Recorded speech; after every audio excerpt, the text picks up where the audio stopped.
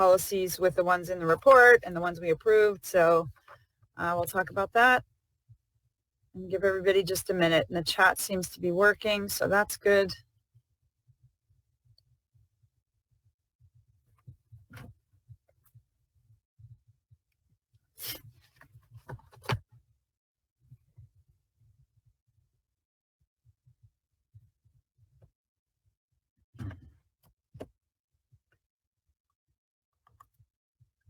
Let's see. Chair Sanborn, since we haven't called to order yet, good luck with your moves. I'm already here. I'm in a mess. Well, good luck with everything, and thank you for the huge amount of work you and Ted and the other chairs have put in. It's been tremendous, and thank you. And again, best of luck in futures in your new space. Thank you very much. I appreciate it. Okay. Jeff, I love those glasses. You're rocking the glasses. Who's that? Jeff Dunleavy. Oh, I haven't seen. I gotta see his glasses. Got to get your Christmas spirit on, damn it. Yeah. Curious. Gotta cheer it up. Okay, I'm gonna go real quick to this today. Let's see if I can print this agenda. Okay.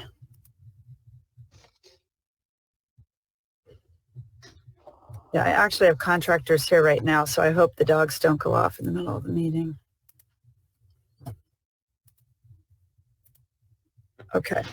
I think we're going to go ahead and get started. We're at 8:31 according to my clock here. So I want to say good morning again to everybody.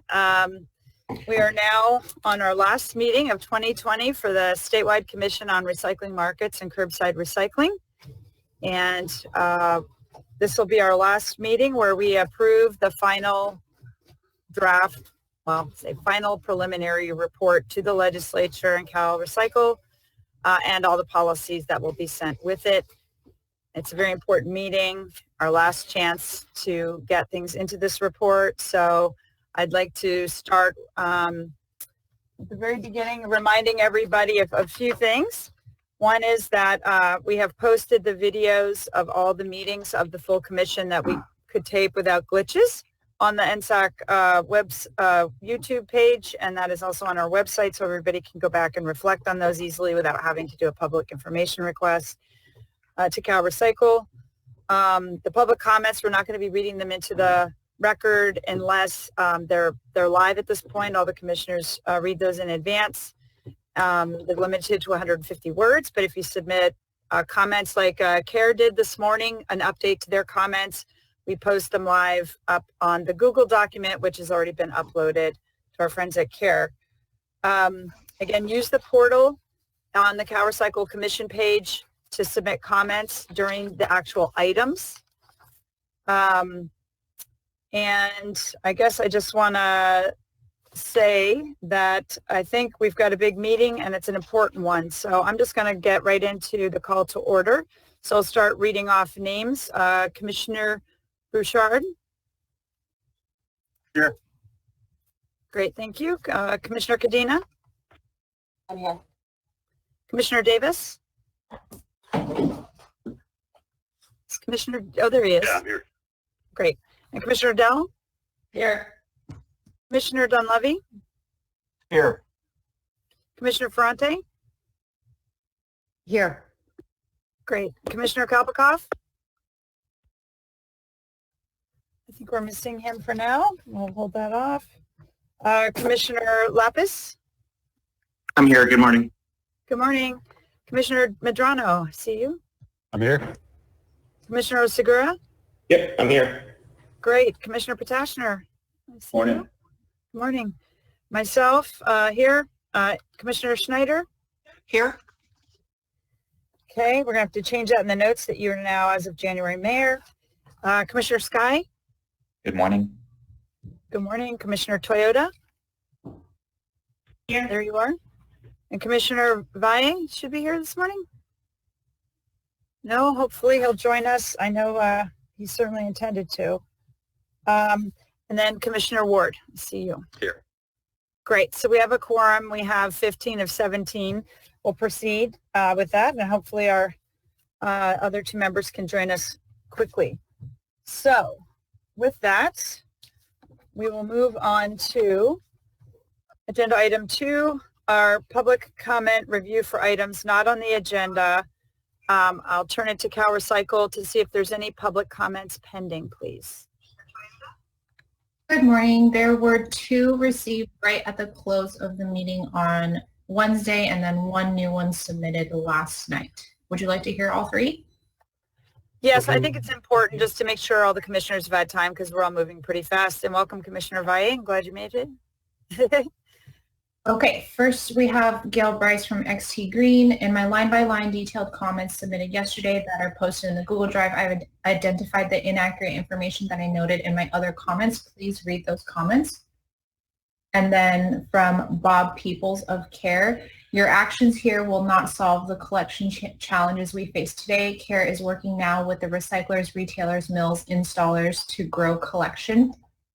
And then submitted late last night from Gail Bryce of XT Green.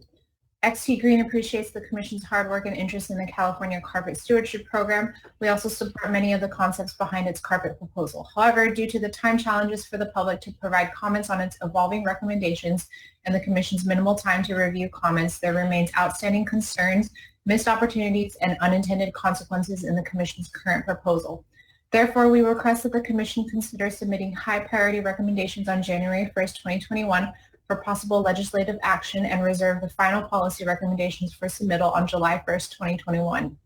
Suggestions follow to expedite the expansion of carpet collections, expand the role of the advisory committee, and address PFAS issues associated with recycling. Thank you for your consideration. And then there is more details that are published with the comment now. And that is it for now. Great. Thank you very much. I did have a chance to read Gail's comments, and I did not get a chance, unfortunately, to read the comments from CARE that came in at 4:45 this morning. So we can get to that when we get to that item to make sure everybody's heard those comments before we take up that policy. So with that, I think we are done with agenda item number 2. So agenda item number 3, discussion of the preliminary policy recommendations report to be sent to the legislature. So we were actually taking up in this agenda the report before the policies, and I think that's probably the right order. And I see, whoops, we have Commissioner Sky. Did you want to add something? Whenever it's appropriate, I'm ready to share my suggested edits to the report. Great. So I will turn it over to you in just a second. So we will outline that we, Ted and I, worked really hard in the last day and a half trying to pull everything together, and appreciate all of you sending us your language that we had discussed at the last commission meeting. But as you can imagine, we didn't get it perfect when we posted it yesterday afternoon. There were 2 policies that were not in the listed in the attachment or in the report. So I guess, Ted, the things that we changed this morning, one of them was a title, because the titles were not aligning with the old title and the new title. And we had, I believe that was about the bottle bill AB 54 report, because there was one listed as convenience zones to grocers' responsibilities, which was the same as the recommended changes to the bottle bill. So we corrected that. And then we added in the final list, there were 2 that were missing. You might have noticed there were 17 policies and 19 actually in the folder. The one that was missing, there were 2 missing from market development. One was carpet, and the other was about the plastics, the ban of the export, or the restrictions on the export of plastics. So we put those back in. Commissioner Ward, is there anything else that we did this morning we want to highlight before we start this, open it up to everybody else? I think that's it. You also wanted to mention that we had the link to the spreadsheet, and Yes. we mentioned the thermoforms and refillable bottles being priority actions to be addressed in January. So that language was added after we sent the link out, or sent the notice out yesterday at 2:30. So we just want to make sure everybody heard that, including the public. So with that, we'll turn it over first to Commissioner Sky. Thank you. And if it's possible to share my screen, I think it'll be easier to show the proposed changes that I have. Excellent. Now we're going to have to, CalRecycle staff, we're going to be editing this report live, and this will be the final language that gets over and we send. So please make sure you keep it because you're going to be the keeper of the track changes. Commissioner Ward, do you want to do it? Yeah, for consistency, I think it might be better if Commissioner Sky read his changes and I made the changes. So if other commissioners had things, we're all changing the same document. Okay. Does that work for you, Commissioner Sky? Or do you want to send me your changes and we can review them? Maybe I could do that. I'll email you the document right now. Okay. And I think you can start the discussion and then I'll pull that up as soon as I can. Okay. Okay. And there's other commissioners while you guys are working on that. Commissioner Lapis, did you want to say something? Yeah, I wanted to just get in the queue to offer some of my changes as well. Okay. I don't have anything major. I did maybe before, I did have an overarching suggestion that isn't a specific language change, just from a readability perspective. I was reading the report and it seems like we, from formatting perspective, have an executive summary and then a forward and then the report. And the forward is in first person, more first person. So I thought maybe we should call that out and make it a forward from the chair and vice chair. And then go into the actual report. That's a thought, but this is officially from everyone. It's a consensus document, so I don't know. It's not like we authored it without your approval. So just well, either way, I think we should call it out as a forward just for readability. So okay. So Ted, were you able to pull up the document and then we can I'm in the process of pulling that up now. Okay. Okay, next. So we'll definitely now that I know it's comments on the report, we'll have Ted working off of the one document and doing everybody's changes live so we can all see them in order. And I suspect Commissioner Dell, you had some edits as well. Yeah, I'd actually like to suggest a process to do this rather than we're going to skip around this document. The text of it actually isn't that long at this point because it references policies, which we've already put in stone, put in bed. So perhaps we could just step through paragraph by paragraph and go through it that way. Otherwise, we'll be moving all around the document and people will be saying, wait, I want to change that too. Is that a reasonable, most effective approach? I had planned to do that actually. I just, we'll start with the first person to raise their hand. So Kobe, you get to go first and we'll go top to bottom. And as we go through the document, we'll just ask if anybody else has changes to that section. That works for everybody. I think that would work. I may have had more comments than anyone else because I had comments throughout the document, and I didn't incorporate obviously the changes that were made after 2:30. Right. But I think those are relatively minor, so I think Ted can add those in as we go. But I'm happy to just pause as we go through each section, make sure first that people are comfortable with the changes I proposed, and then if there are any further edits to that section, and then we can just keep moving. Well, actually, Ted, then this makes me think because if this document was changed based on the old version from Not This Morning, then I think maybe we should pull up the current version and can we do it side by side where we see Kobe's edits? We can try. I'm concerned about that process and actually finishing the meeting, but we can certainly attempt. So you're reading my screen now? Yeah. It's got two. That's Kobe's version. There's two. It's layered over two. Yeah. Oh, okay. So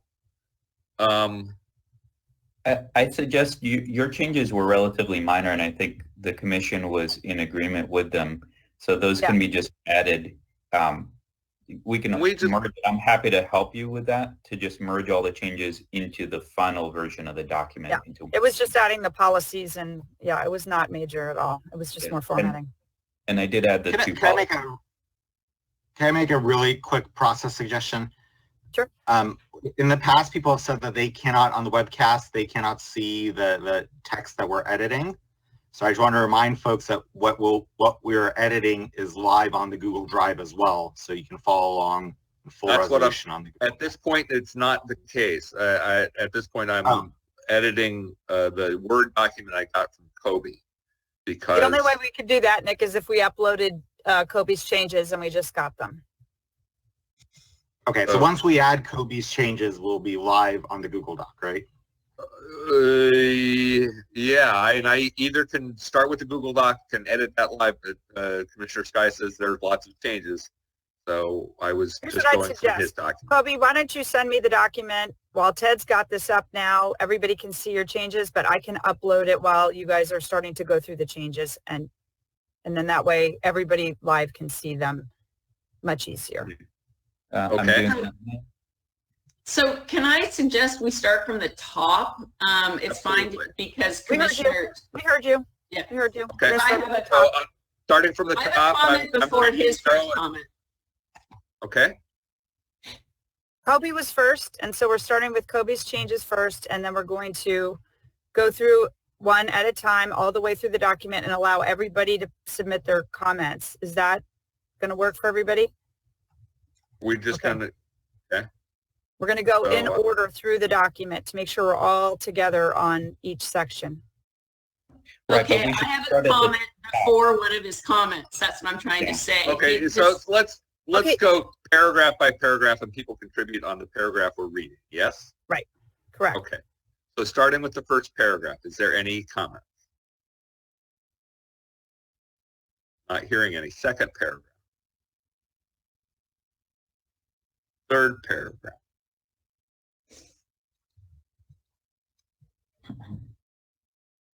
Fourth paragraph, working by consensus.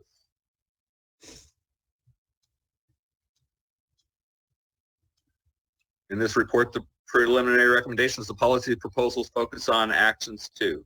Comment. One comment I'll note is I did add page numbers. Appreciate that. Some of Yeah, this I work had a- involves. Yes, go ahead. Previously, I had a comment on that. I had actually wanted to add a fourth preliminary recommendation overall sentence. Yes. That, the fourth one being to commit to ensure that recycled or composted material will be processed in a manner that does not contradict with the environmental and social benefits of recycling. There's more to that. I think that the proposal on banning or the proposal on plastics going overseas, I believe that should be more under fires. So that's kind of in line with adding that fourth sentence on there that I think is very important. I realize that the writing to connect that plastics proposal, the ban, is well written into the market. I appreciate that, but I think it's more than markets, and I think it belongs under fires because some of that plastic overseas is actually burned, and I think just because it's not happening within our borders, it's still a fire and it should be under that section. Uh-huh. Can you give me the language on item number 4 again? And do commissioners generally agree with this? Okay, so commit to ensure that recycled and composted materials Yes. will not be processed in a manner that contradicts with the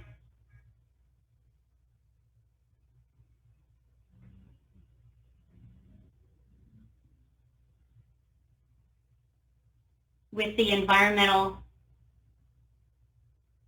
and social benefits of recycling. May I make some adjustments? Oh, yeah.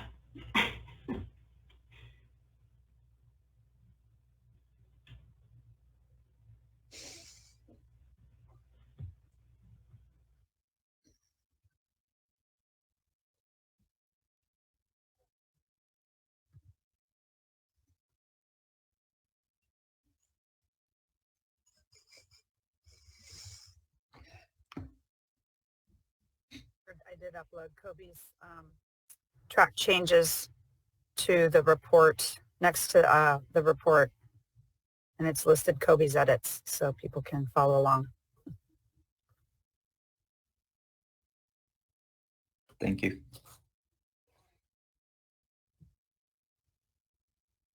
that work?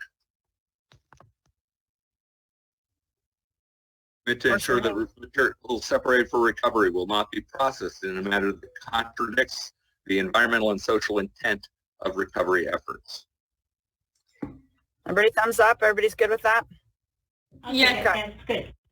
I really like that. Could you just confirm, is Ted typing into the one that's online now? No. No. Okay. Honey, no. Everybody can see it. The one that they can see is Kobe's edits at this point. Kobe's Okay, track. okay. I have a change to the paragraph with the ability. Yes. Okay. Instead of recovered to the best of our abilities, recovered in a legal and ethical manner. What, baby? Come on. Make sure you guys put yourselves on mute when you're not talking. Legal Thanks. and Ethical manner. manner. Okay, good. Moving on, anything Through else? I'm sorry, through the chair. Sure.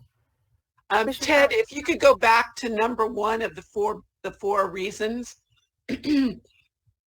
Reduce the risk of fire and other hazards in discarded materials, and reduce the injury and death of workers in the solid waste recycling collection system. We all know that fire can also hurt, or canisters exploding can also hurt drivers, but the legislators certainly are not going to have that at the top of their heads. So reduce the risk of fire and other hazards in discarded materials. And to prevent help injury and protect workers.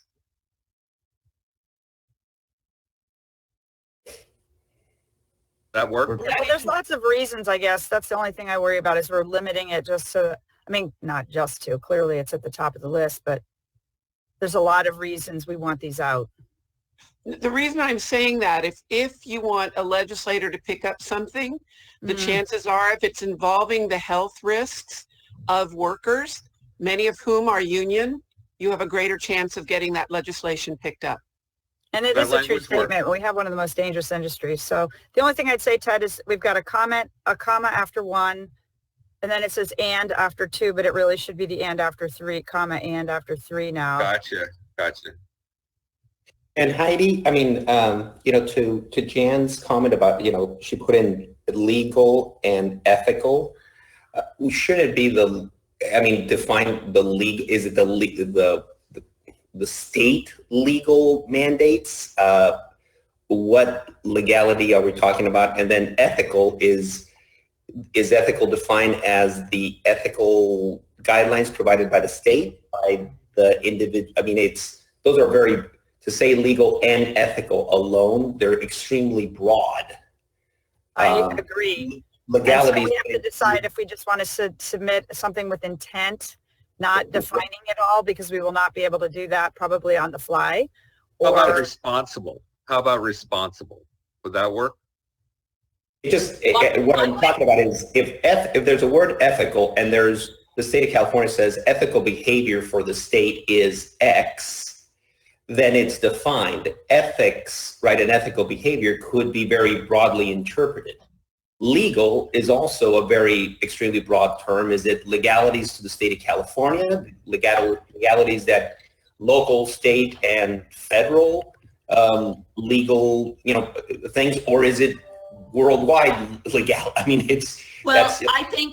I don't see why anyone would fight against the word ethics. You have a code of conduct. We're all trying to be, I don't know why anyone would fight against that, but legal is obviously whatever applies to the certain situation. If it's legal, if it's in a different country on a different topic, it's not applies here.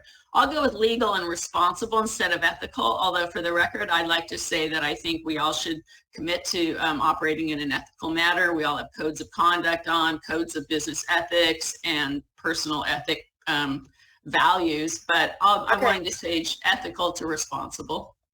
Is everybody okay with this change in this section? Okay, thumbs up. Everybody's good with that. Now we kind of skipped very quickly down to the bottom here. I want to go back up to those numbers and make sure everybody was okay with that, because that's the final. We're not going back to this section. Is everybody good with this? Thumbs up. Okay, good.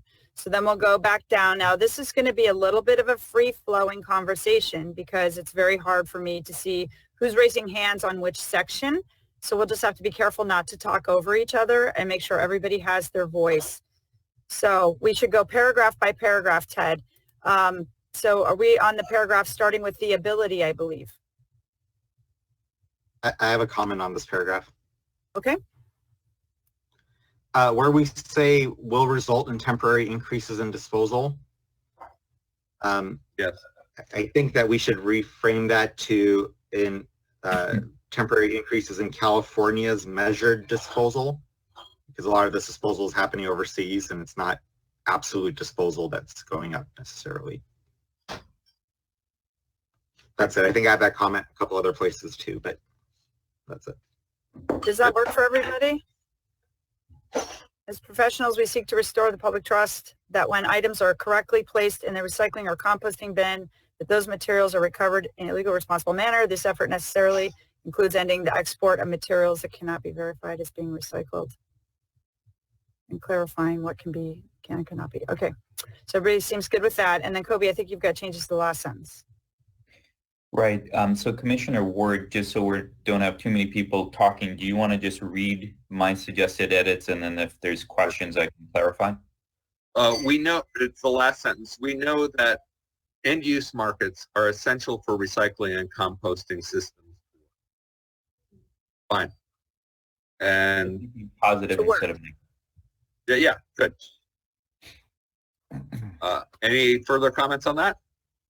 Heidi, can you read the sentence prior to that? The necessarily doesn't fit, or is it just me?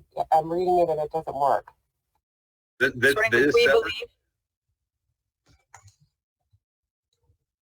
The sentence before starts with, we believe these are essential as initial steps if recovery streams are to have markets. We know that. Well, it starts with this effort necessarily. That doesn't work.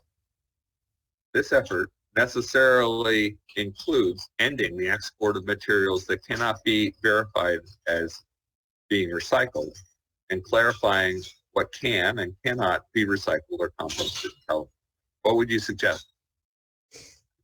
Does it or does it not necessarily?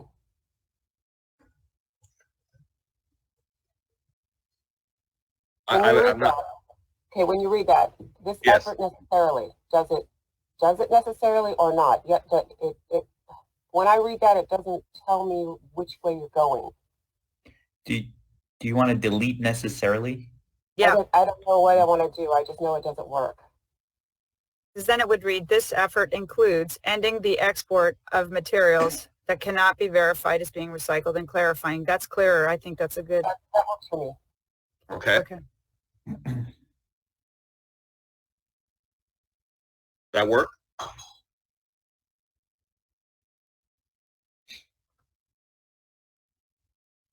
How about then you can accept Kobe's changes. Okay. Yeah.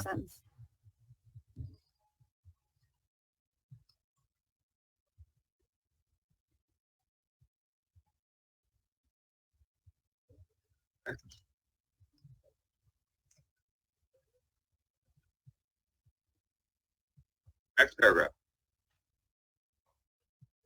Okay. So we appreciate the opportunity to provide these policy recommendations and trust instead of hope that they will prove valuable to the state. I like that change. Everybody okay with that? Yeah.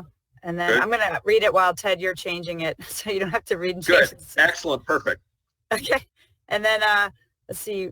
Yeah. And then in ways that are beneficial to the state's economy, all residents and the environment. So this is all good. Better wording. Thank you, Kobe.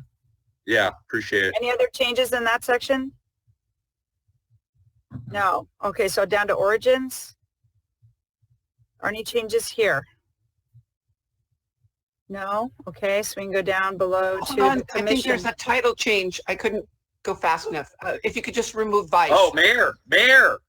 Thank Mm. you. Well, when we submit this report, you're No, I vice am already mayor. in January, I- correct? No, Heidi, I became mayor on the 8th of December. Gotcha. Very good. All right, Perfect. excellent. Thank you. I thought it was ex officio, Nah. Totally earned that title change. yes. Can I? Yes. I have something right here. Sure. In my mind, this is where the forward begins after the names. Ah, It talks about the process and it gives the narrative, but it's less about the recycling system and the changes need to happen. It's more about the process we went through. So it just logically, it sounds like a narrative, like a forward to me. So I would put forward right before this. Now I think it makes sense to have it from the chair and vice chair, but if you guys want it from everybody, that's fine too. I would, Any- well, opposing It's- thoughts? all of us on that, but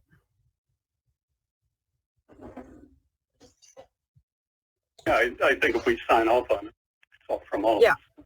Yeah. If not, then the chair and vice chair would write this section. Mhm. that's good to Okay. differentiate it. Yeah. Any That all comments right? on this commission paragraph of the new forward? Or the bullets underneath there? No? Okay, so we can move on. On the second bullet, I have it on the second bullet. It says unobtainably. I think it would be better just say unobtainable and ambitious. That aligns it better. I like that better. Spell check I don't think apparently spell doesn't check write liked it either. I was actually wondering if unobtainable is necessary there. Well, I was I thinking mean, we were just given a ambitious. task of getting us to 75% by 2020, and we don't even have a report due until January. And Yeah, Nick, no, okay. what is your Fair advice enough. about how we're going to get to 75% by January 1? Please tell me. Yep, I guess- unobtainable. I guess my point is that the goal isn't Close the unobtainable. We didn't obtain it. Close the line. Just because we didn't obtain it doesn't mean it's unobtainable. But I'm not By sure that matters. 2020, it is. It is. By Well, it's 2020. by 20. It's okay. I mean, We read can't as a whole. How about if we use the word unmet instead of unattainable? That would be good. unmet is Well- accurate. Yeah, I agree. Well, we didn't meet it, but as a commission, our task was to get us to 75% by 2020. That's the way I read the law, and that is not possible. So it's fine, whatever we decide, but I just think that the goal years ago would have been obtainable had we been able to do something then, but we are where we are, so. Unmet.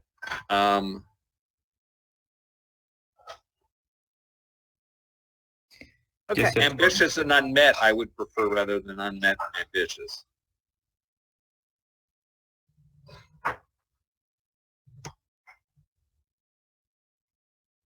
How's that? And as long as we're wordsmithing, I think that should be recycling rate, not recovery rate, because that's the way CalRecycle refers to it. Yeah, even though it does include the composting, et cetera, et cetera. But if you want to call it, that's fine. And in the beginning of that sentence as well. Fine. We all know what we're talking about. anything else in these bullets? Okay, so we can move down to page 4. This first paragraph, though this commission is advisory, blah, blah, blah. Any comments there? Minor typo, agendize has a D in the second sentence. Yeah. Agenize, yeah, thank you. Oh, I didn't spell check pick that up. That's interesting. spell check likes agenized. Yeah. Gotta call spell check. Okay. Any other comments in this paragraph? Okay, then we move down to the intent of creating the Google Drive. And this is where Kobe's got some comments. Oh, I'm sorry. I had a really minor. I'm sorry. Heidi, I'm sorry. Hello? Yep. Put your hand up, you guys, so I can see you if you want to talk about the paragraph we're talking about, because we're not going to be able to use the chat. It's going to get too hard to free flow it. Sure, go ahead, John. The sentence about the accessibility, it starts with making. No, I'm unmuted. I'm not sure why I'm not being. I turned up my volume. We can hear you now. The sentence starts with making documents accessible. Okay. Yeah. It's later, isn't it? It's half. It's half. Oh, no, here it is. Yeah. Okay. Yeah, making. Making documents accessible. Yeah. All right. What? And then timely posting of documents submitted by the public, and those being worked on by commissioners was not allowed by Cal Recycle. So there's something wrong with that clause. I think you take out after public, remove and. Yeah. Start a new sentence. Yeah. Those documents worked on by commissioners, those documents. Add documents. Those documents worked on, yeah, worked on by commissioners. Delete being. And then I don't know what was meant in here. We're not allowed. Well, that's the law. So maybe we just say we're not legally postable by Cal Recycle. Okay.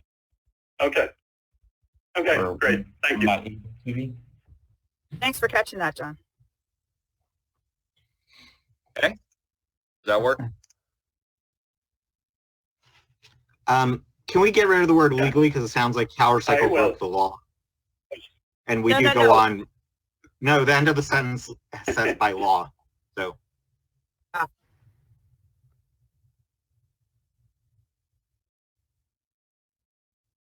Okay, so those documents. I'm sorry, you can leave the by law at the end of required. Yeah. So let's reread it one more time. Those documents worked on by commissioners were not postable by Cal Recycle since most documents do not meet the accessibility standards required by law. That makes sense. Thank you. Anything else in this paragraph? Any other changes? Don't see any. Okay, so we can move on to the intent paragraph. Google Drive is 2 words. Capital D. I'm sorry. No, thank you. Was to improve access, full commission, and the report is posted and the changes made live and public. Yep. That makes sense. Nonetheless, we've received public records requests that all commissioners provide records of any communication. Yep. Yep, John? After account, well, it says there's improved access to those proposals. It's on the first sentence. I think following full commission, just put a stop and then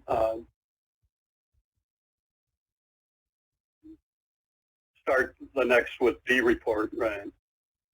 The report is posted and changes are made live and public. That's better. Okay. Okay. Due date. The broad nature of the request was burdensome to comply with and takes time away from the work of the commission, but we understand such scrutiny is part of being on a public commission. I like that change, but the tenses are not in a line, so it should be took time. Yep.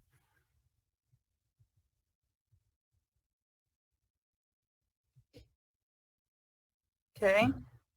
Great. So that paragraph's done. And then we're starting the paragraph. The good news is the tumultuous events. Is there anybody with comments or edits to this paragraph? John? John? Yeah, right at the end, I think, yes, fewer greenhouse gas emissions at the end. it says and greenhouse gas emissions. I think you want to say fewer. Less travel time, fewer costs that they would have to bear on their own, and fewer greenhouse gas emissions. Yep. I like reduced better. Reduced, okay.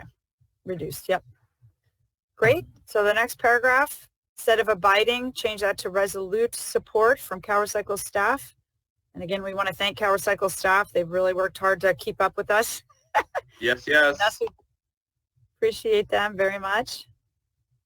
Any other comments there? No? Then we move on to during the first few meetings paragraph. Are there any comments or edits to that paragraph?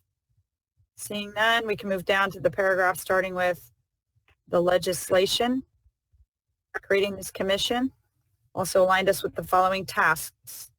And then we listed what was in the law.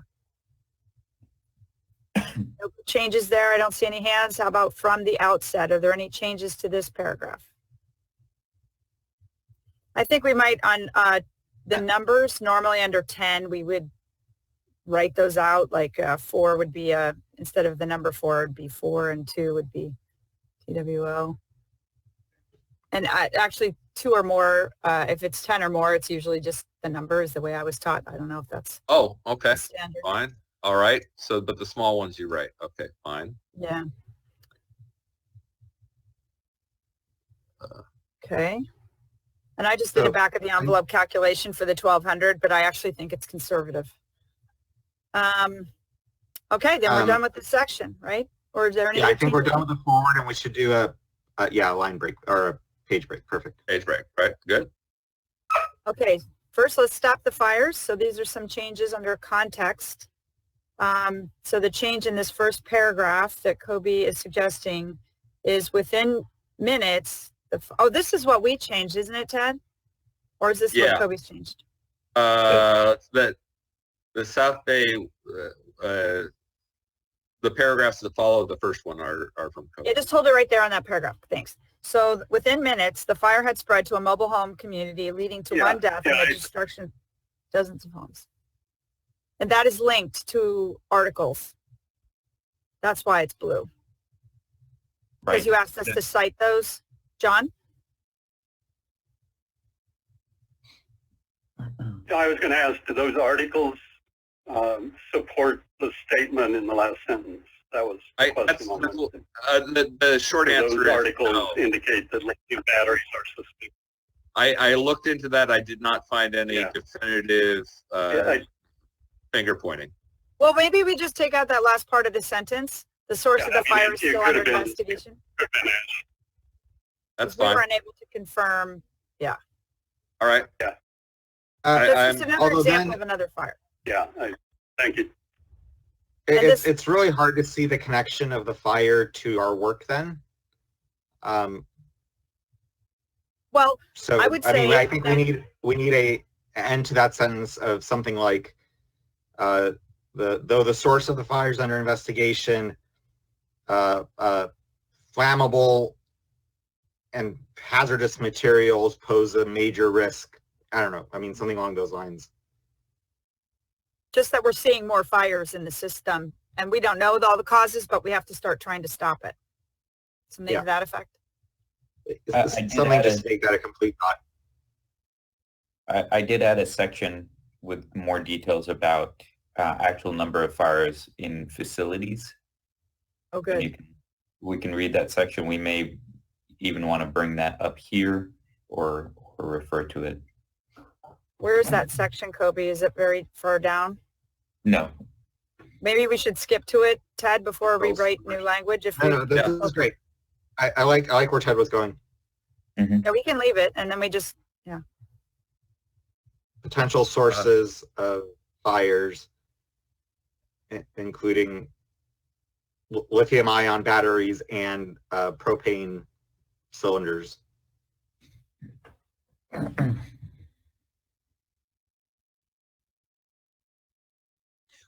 We do know that cylinders have caused death and destruction within the trucks, though, don't we? That's confirmed. not death, but destruction. We have a link to the Michigan explosion that was directly caused by 3 one-pound propane cylinders. We've got many examples of death caused by people trying to refill non-refillables at home, blowing up their dog and themselves. So But this they not in the system. Is that I sentence? think this is a good fair way to say it. Just maybe known potential sounds weird, so maybe just known sources instead of potential. Yeah, I like that. I think that's perfect. Yeah. Excellent. Next paragraph, or do we want to skip down to Kobe's paragraph that talks about the numbers that might be pulled up ahead of SBWMA? I think it actually now connects pretty well. So it's up Okay. to you if you want to jump down or just keep reading. No, that's fine. Let's just stick with, so we actually ran this language by Joe LaMariana at South Bay Waste Management Authority to make sure he was okay with it. So these are it's his language. So they furloughed 50 employees because of that fire. Okay, and then again, I highlighted in bold the 5-fold increase in property insurance premiums. John? John? Just on the last sentence. Yes, the last sentence on the paragraph above. Could we say SBWMA rather than this agency? When I read it, I was confused. So. Yeah. Good catch. SBW. Got it added. Thank you. SBWMA. Thank you. All right. Perfect. So this is Kobe's ad here. Yes. Okay, so these are not isolated or rare events and issues. The 2019 Annual Waste and Recycling Facility Fire Report summarizes the waste and recycling industry has experienced 348 reported facility fires in the U.S. and Canada.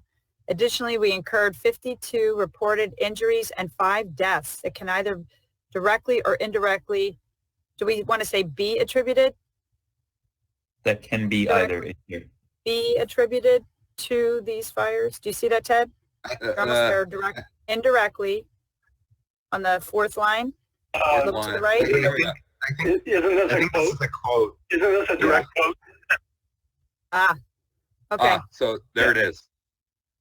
Okay. So based on Great reasonable ad, Kobe. I like it. Yeah, it's really good. Can we strike the last sentence of the quote? Because, and maybe add in our own sentence instead? Just the I define doesn't sound. Yeah. Yeah. So in the quote there and say the report defines. Or this doesn't even account for the numerous fires that have not been reported in the media, that have never been reported or something like that. Now, oh, okay, well, let's finish that sentence.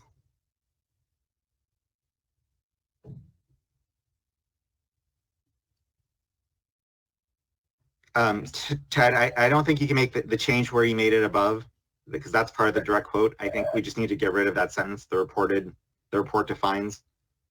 Yeah. From the report defines to Canada, just delete all that, but keep the closing quotes. Yep. Keep the closing quotes. I see. That work? Perfect. Okay. Excellent. Great ad. Thanks, Kobe. I realized I made a footnote for the link and I could have just linked directly in the report. So you can see the link to the story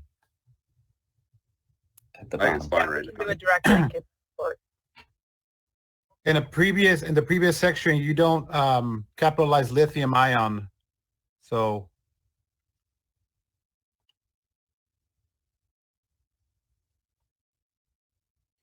Thanks, Manuel. I just want to remind the people watching too that when we passed the policy of a double read, it was for the policies, not the report. So we are able to do this live at the last minute, basically. But hopefully, everybody's been seeing this coming for a while. Okay. Under this paragraph, swift legislative action. I don't see any hands.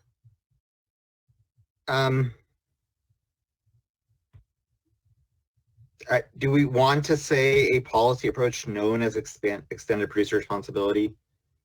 Because Yeah, that's what it is. Okay. Okay. Okay, so we'll delete hazardous. It was in there twice.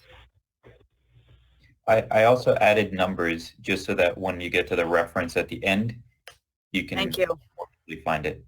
We were having a heck of a time with formatting because it started with the accessibility format and we were just really struggling with it. And without admin support for this report, it's been all on us. would it be too much hassle to make those links to the individual reports? Now it would. We don't have time. We're planning on doing that. We're going to try. We'll see how far we can get today. Okay, Yeah. Second, keep it clean and green. So we added this section, keep it clean and green, because we noticed there were a couple of things we thought were priorities about contamination. And we pulled them up. I hope, if you guys don't like that, that's fine.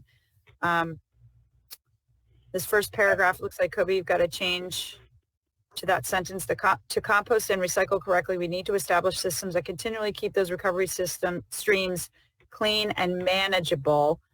So you don't want to say, it's manageable is probably more. Just because green is, I don't mind it in the heading, but it doesn't have a particular meaning. You want to say marketable? Marketable. I like that. That's what it's about. That's the biggest issue is we can't sell it.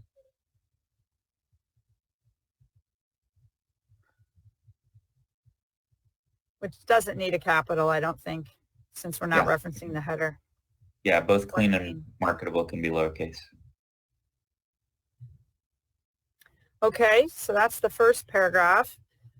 Second paragraph, minimizing the amount of contamination, and those two ways. Does anybody have any changes to this section? Is there a reason it's yellow? I highlighted it because I just think for the average reader, it's going to be very hard to follow exactly what we're saying.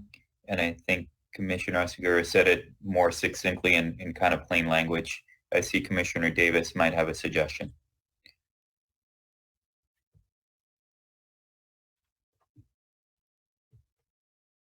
John, I'm sorry. I actually was wondering about the use of regulation.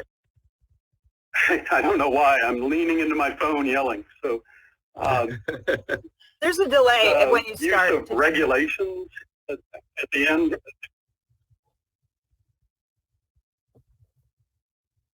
Maybe before we wordsmith, I actually agree that the way Alex phrased it on the last call was great. So Alex, if you can verbatim repeat everything you said on Wednesday, word for word. Give it to us in writing. That seems like a world ago. Give it to us in writing. Isn't it in the report, Ted, that we could pull it up here? He did. This is what he gave us in writing. Okay. Yeah, I said that in writing over to you guys. Yeah, so that's what we incorporated. So yeah, the written version was just harder to follow than the way you verbalized it. Well, if someone during the break wants to reflect on the video and type it in, that would be great if you wanted to change it. If I said it better when I said it, perfect. I tried to put it back, but Well, we can leave it in yellow and then during the break have a little bit longer break. I was thinking. Go ahead, John. Yeah, I was thinking policies might be better at the end of the. I was thinking policies at the first one might be a better term rather than it was regulations. Now it's ordinances. Policies are more generic. So.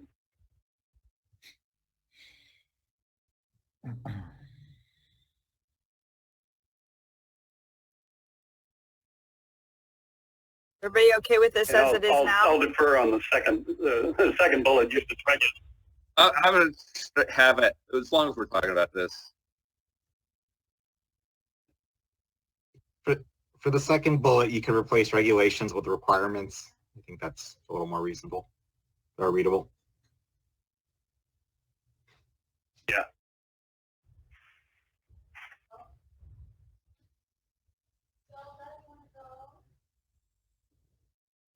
Okay.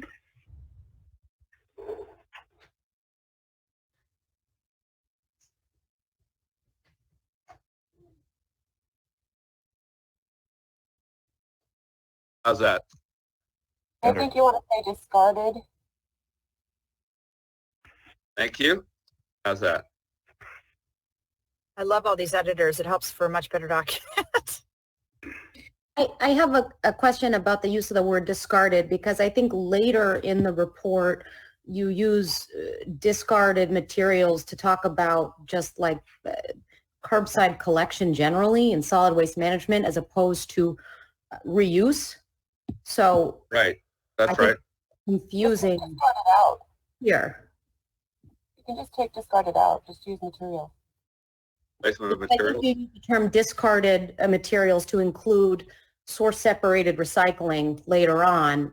So here, I think you're using it as contamination. So placement of materials into respective streams meeting specifications for recyclables or organic materials established through state, county, and local Wait, policies. that's proper, right? We're talking about contamination, so It should be the opposite. incorrect Not placement. meeting, right? Yeah, or Incorrect placement or not meeting. Yeah. Right. Okay. I mean, are we talking about incompatible materials here? Yes, we're talking So about contaminant. Yeah, so maybe we can say incompatible with the streams that meet specifications, you know.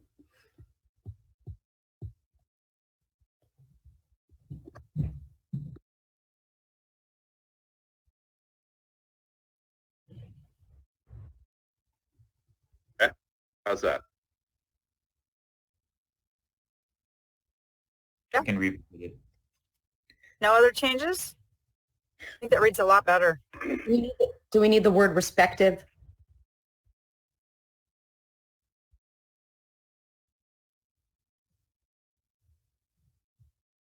Well, into stream sounds like they're being thrown in a river or something. Separated.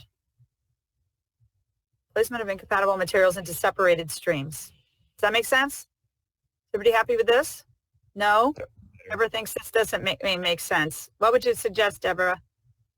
I don't know, but that doesn't read. Does that read right for everybody else? Because that doesn't read right for me. Placement of incompatible materials into separated streams not meeting specifications for recyclables or organic materials established. Okay, so placement of incompatible materials into separated streams for recovery, but not meeting specifications for recyclables or organic materials established through state, county, and local policies. Does that read better? I see Commissioner Schneider's hands up. I'm just saying, can we see the line above it? Because that's leading into 1 and 2. Yep. Recovery streams can be contaminated in 2 ways. So placement of incompatible materials into separated streams for recovery, but not meeting the specifications for recyclables or organic materials established through local, state, and county policies, and then including materials into recycling programs that do not meet recyclability or compostability regulations. I'm just not sure it's regulations. Yeah. Yeah, so regulations should say requirements. Mm-hmm. And then in the first sentence, if it make it a little bit more readable if we replace "but not meeting" with "in violation of."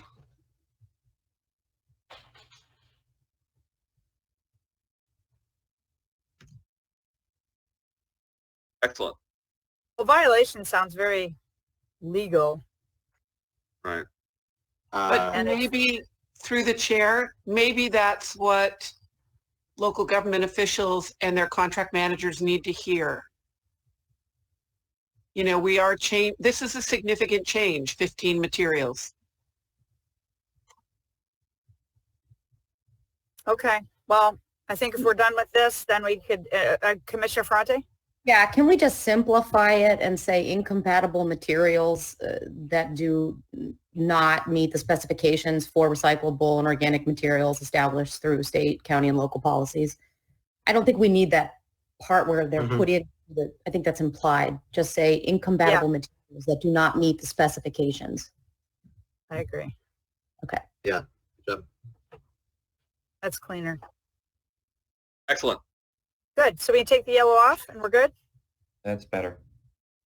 Well done. Okay, so we'll move on to the next section, which starts with the commission recommends.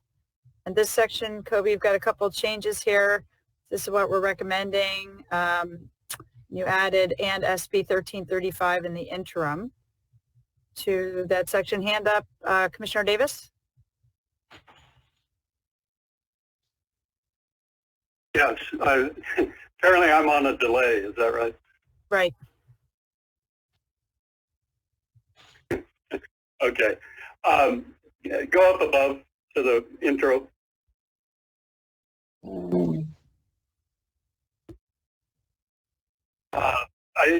The term must, I mean, are we going to make this a must? The commission recommends, if you took must out, it would still be appropriate. But the must, I think, is maybe an overreach. Okay.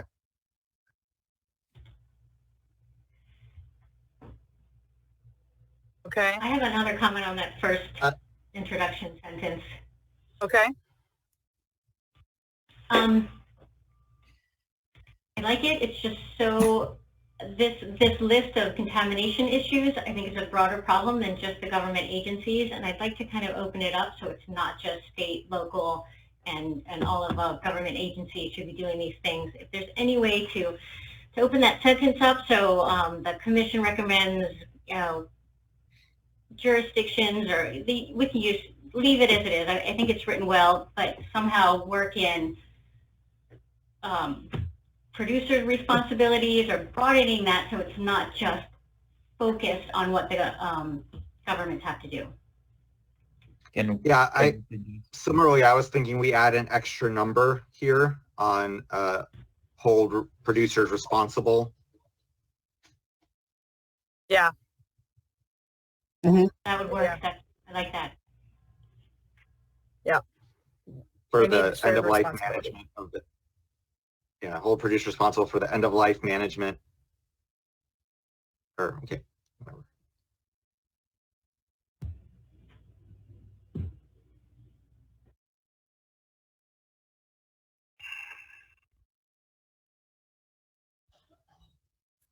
I would hold producers responsible for their role in creating products that have, instead of a burden, I would say have to have an end of life management plan. Basically, they don't put things on the market unless they know what's going to happen to it, and they're helping ensure that there's a place for it that's not disposal. Thank you. Yes. Mm-hmm. Yeah, that's good. It's AN, have an end of life. Have an end of life? How is everybody with that sentence? Because that's a big add. Hold producers responsible for their role in creating products that have an end of life management plan. Is everybody comfortable with that? Could that be interpreted as fine, we'll just landfill it? Well, that is, that's the crux of the issue we will be facing. Absolutely. Do you want to throw in? I'm sorry. I'd say this is narrative, so I'm not too worried about that because, in some cases it is disposal, like in the case of pharmaceuticals. So I think if you were writing regulations, I agree, but I think from a bullet point perspective. Okay, so we can, big add there, thank you. So the next paragraph, I'm not seeing any of their hands on that section, so we can move on. Oh, okay. Commissioner Davis? Okay, could you go back up, Ed, to number 1? There. Do we want to, the parenthetical phrase at the end bothers me, and because it's relying on definitions that aren't in law, do we just want to say that are not recyclable or compostable, and then explain what the commission's doing? Because it says yet to be finalized in law, but they follow the proposal established in the interim. That's an awkward statement, especially they. Yeah, can we drop it? I mean, we really want, yeah, we only want materials that are recyclable or compostable. Yeah. I know we're using this recycling program to include organics as well. But. So maybe reword the whole bullet to say only include recyclable or compostable materials in curbside collection programs.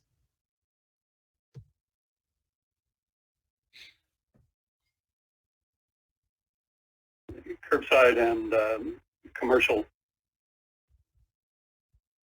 in residential and commercial collection programs or collection programs. Just collection, yeah.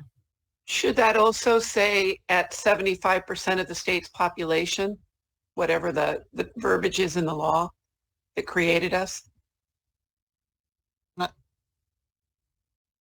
The 75% is the goal, but it's not, the threshold.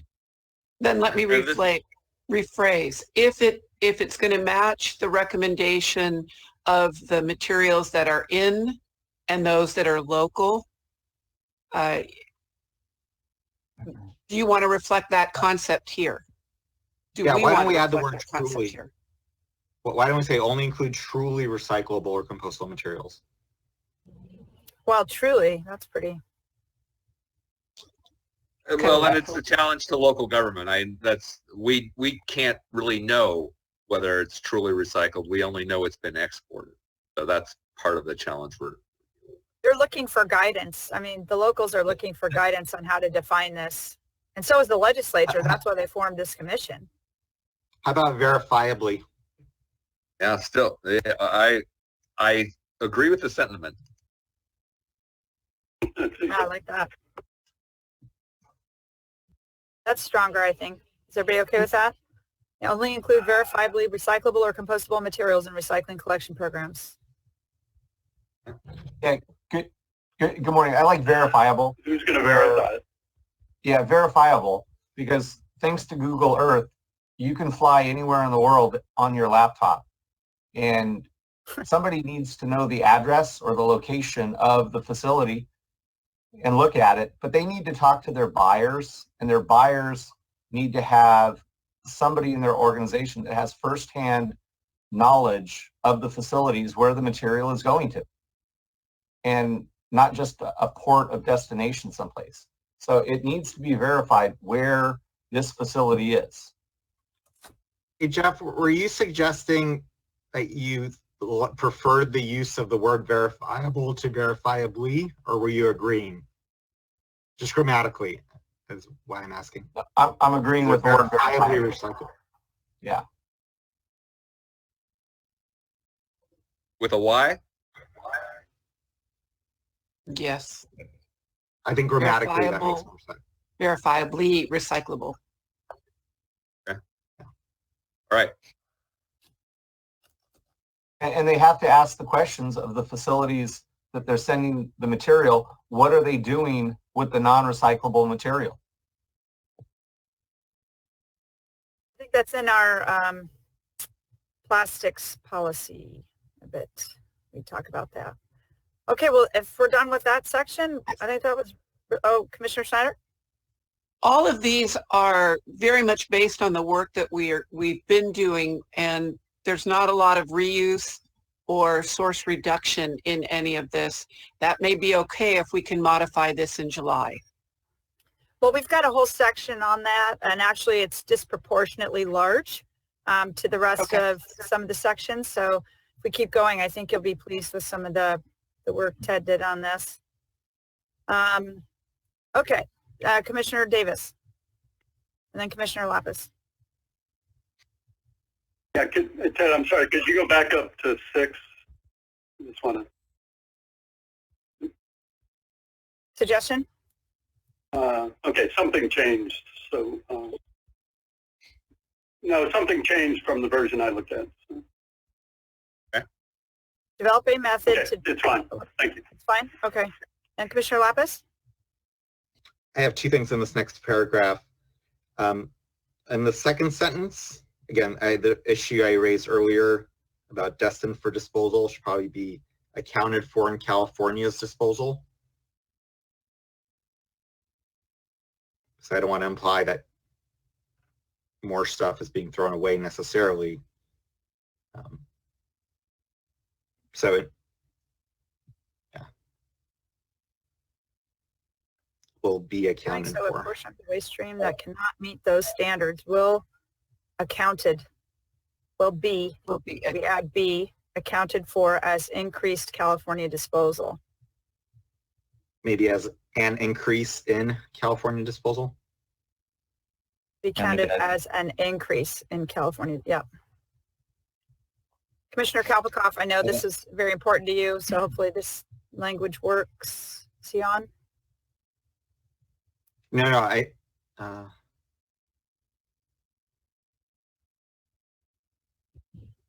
in California. Well, for local communities, or yeah, for California communities. Yeah. For California community. Yeah, California That makes communities. Okay. And then the last sentence is the only one I really had a major issue with in the whole report. I don't think we had agreed to saying that the commission recommends the department pursue good faith effort pathways for future AB 939 enforcement. I strongly disagree with that sentence. I would recommend. I think the second half of the sentence is fine. The first half is a major policy recommendation that we had not talked about. So I would recommend saying the commission recommends that the department develop and provide additional tools. Yeah, that I agree. We don't have time to have that debate right now with all the stuff we still have to go over, and that's a very big policy piece. Commission recommends that Cal Recycle develop and provide. Yep. Good catch. You okay with that? That's great. Thank you. Yep. There's something in the line above. It looks like an extra space or something, or maybe an extra comma. Just before that, I think we need to acknowledge that, yes, there is a conflict between our current diversion goals, our recycling goals, and where things are headed. And that good faith effort, otherwise, there's a conflict. We just need to acknowledge that. Okay, so a time check. We're about an hour and 15 minutes in. And we've got, we're now getting into the meat of the proposals. So we'll go through, I think this will go a little faster, this section, because it's basically just giving a little context and then getting into the actual proposals. And then once we finish this report, we can always go back and change it when we get to the proposals. For example, if we decide we don't want one proposal in, it's not ready, or we're going to, we could change it, but I think the meat of it is done. So good work. So now we've got the two key proposals at the top, and are those numbered? Yeah, I guess they are numbered correctly. Precautionary principle 3, and is that the correct spelling of principle? I know the spell check, I had to fix it this morning. Yeah, okay. Problem products, and then getting there from here. Anybody, well, we're bouncing around a lot. I'm going to get, yeah, oh, I see what you're doing. Thanks. Okay, so the next paragraphs, I think we had gone over this section quite a bit, so it should be pretty good. Yeah. Okay, the context. So this is anybody have changes to this paragraph other than %? Okay, and these, I want to highlight, Ted, these slides are different. Yeah. We updated them based on the Cal Recycle presentation Tuesday from the disposal data. So they are now the most current slides and charts showing that we've dropped to 37% in 2019. Just want to make sure everybody sees that. This one has stayed the same, this pie chart, because I wasn't able to find a more current one. So again, okay, so how did we get here, that paragraph, Commissioner Lapis? Before we get to the how do we get here, so I've in the past copied similar slides, and in the future, and then down the line, I can't remember what meeting it was from or what date it was accurate on. So if there's any way we could add a footnote as presented on X date or just something along those lines. Because I had this issue last week where somebody asked me where I got a chart from, and I remember it was from a CalRecycle presentation, but I couldn't even tell you what year it was. I don't have time to go back and figure out the 2018 one, but I can tell you where I just pulled that other one, and that was from the presentation Tuesday, so we can certainly footnote that one. This one, I don't know where it's you from. can even say as presented That by came from Jared CalRecycle staff. Blumenfeld's first presentation. Okay, so we'll add them if we can quickly find them. Yeah, if we can. Okay. Not the end of the world, but. Question? Yes. I used that 37% when I was updating my city manager. And if I were reading this as a state legislator, the first thing I'm going to go to is, well, that must be some other part of California, not my part. Is there a link that we could add to the report that goes to a website that is updated by region, by county, however that is? Or because everybody's going to start trying to figure out what's really happening in their own backyard. We are very limited in time at this point, and I don't have any idea where we would find that information. Does anybody know where that is? I don't think that's even available by region. Okay. Well, they do have the jurisdiction by jurisdiction numbers on CalRecycle. I can pull up that link during a break if you want. It's just, if we're going to try to help them find out, because it'll be an eye-opener with my recycling coordinator continuing up until a month and a half ago saying, oh, we're over 70%. I think this is going to come as a surprise to most electeds. All right, well, it has to be done during this meeting, so if somebody could go find that and send us the link, then Ted and I can add it during the break. One quick question. So by the definition of recycling by CalRecycle, does that include composting? It would, yes. Can we make that clear? Because that's really a high level thing that most people just put a little asterisk and make a statement in here. And every time we say recycling, we should have an asterisk that says composting, because that's definitely confusing. It's confusing to me. This is the reason why I use the word recovery. Recovery includes any discard that's separated for further recovery. So calling it all recycling implies that the composting doesn't exist, and it's included in the recycling. Right. But CalRecycle calls it recycling, and we can't change their slides. We can't change their nomenclature. So if we just keep putting asterisks that says recycling includes composting, please. Thank you. We have to do it during this meeting, though, so we'll do our best as we go to do that. But again, the people reading this report typically are the legislators and CalRecycle. It's not. So I looked at up the same link. time. Then is it the inclusion of inerts? Oh, go ahead. Composting and source reduction. It's source reduction, recycling, composting that they refer to as a recycling rate. Right. And it includes inerts, which is really what kicks it up. Is that how local recycling coordinators can still assume that we're achieving high rates because we're throwing in heavy materials? Inerts are I'm just going back to what Commissioner Dell said. Material, recycling and composting are process and source reduction. So it's kind of, I think, apples and oranges. No, I think the problem is we're looking at curbside predominantly, and inerts are not typically curbside. And that's going to make people question the 37% number. So just footnote it that this. I added that, so it's not a footnote. Okay. Okay, so which includes source reduction and composting. So we got that, and we'll continue. If you can see, Jan, if there's other places, make sure we get that comment in there. Yep. Can we go back to the beginning of context or above the charts? Sure. So,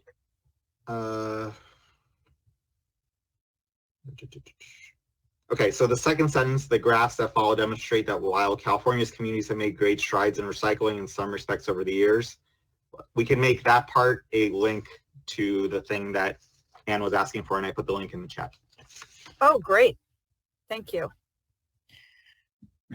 Very helpful.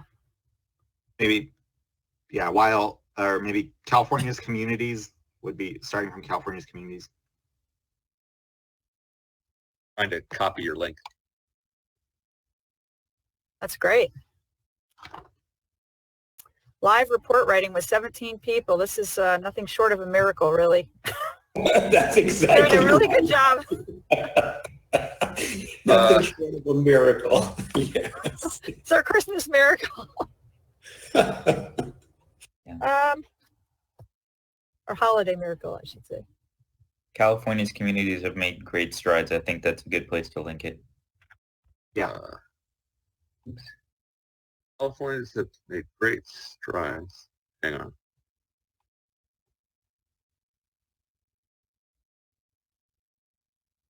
Okay. All right, so I should just take a second and get that in there. Well, you know how to do the hyperlink, right? I didn't rename it, so it's the Okay, long it's link. fine. We can. All right. Yeah, instead of There it is. parenthetical, you can let's get this buttoned up. So why don't you select the language from California to years? Okay. Hang on just a second. And then right click. Yeah. Okay. California Select the years.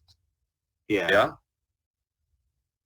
Yeah. And then right click.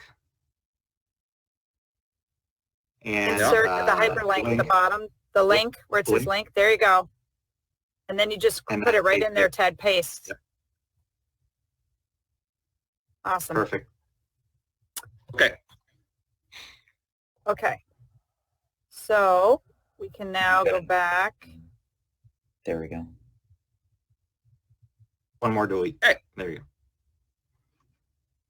Excellent. So we're on page 8. We're going back down to where we were with the charts. Okay, so we've got through the charts. We're going to put where we got those. And we can do that at the break. We've got this change about AB 2020 in 1986. Any other changes to this paragraph on California's materials recovery, or this one, California has deposits for beverage containers? Yes. Okay, Commissioner Davis? Yes. Hello? Yeah, I got you. Yeah. On the paragraph up, the first paragraph jumped over. Yeah. So, and the last sentence, there was actually a reduction in tonnage in the early years of AB 939, and then tonnage began to creep up again. So, I guess, yeah, that did not substantially, that's always been noteworthy to me because it showed program effectiveness for a while that then began to erode. So I'd like to acknowledge that there was an initial decrease in tonnage. But I'm okay with it the way it is, but I'm just... While these programs initially... If anybody else wants to call out the initial... While these programs initially reduced the tonnage of materials landfilled. Disposal. Disposal.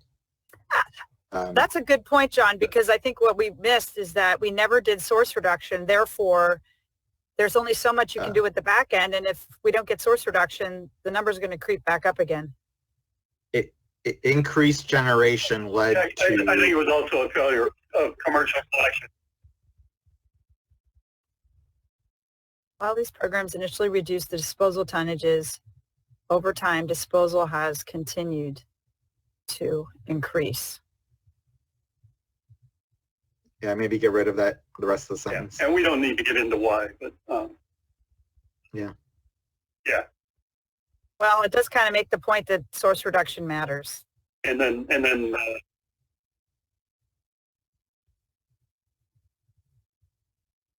yeah, and so do commercial programs, which may have been so do C&D programs, and organics programs. So there's a lot of reasons.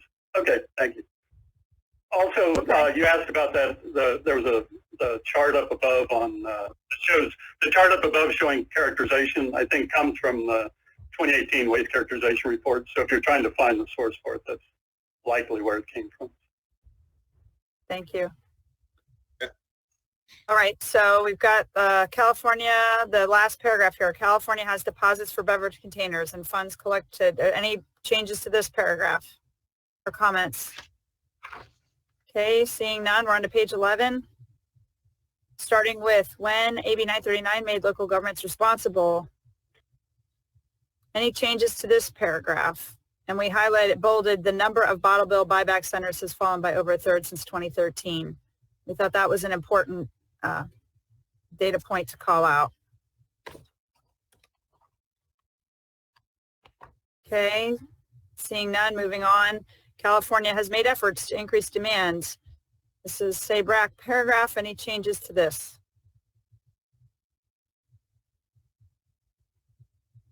Seeing none, then we'll move on to the addition by Commissioner Sky. Investing in the state's recycling system will stimulate the economy and provide good green jobs. However, funding is needed to make this happen. The state is facing a recycling crisis with high rates of contamination of collected recycled materials. This was brought to light following China's aggressive new standards that prohibited the importation of mixed bales of recyclables and set new, more stringent contamination limits. In response to these new limits, recycling facilities were pressed expend more effort to recover a lower volume of clean material that ultimately has a lower commodity value. As a result, recycling operations are struggling to remain viable and more material is being landfilled instead of recycled. This is directly related to the closure of nearly 1,000 recycling centers in California since 2013. Is everybody okay with that paragraph? I love it. I love it Yeah, too. that's great.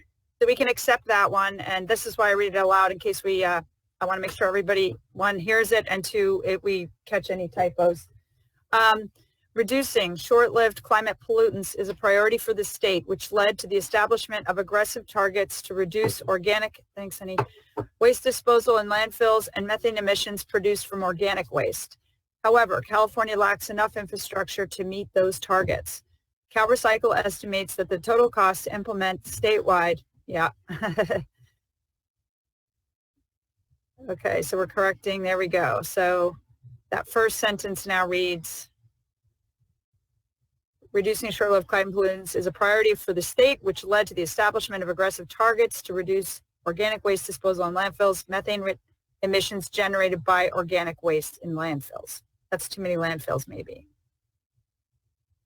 Reduce organic waste. I agree, too many landfills.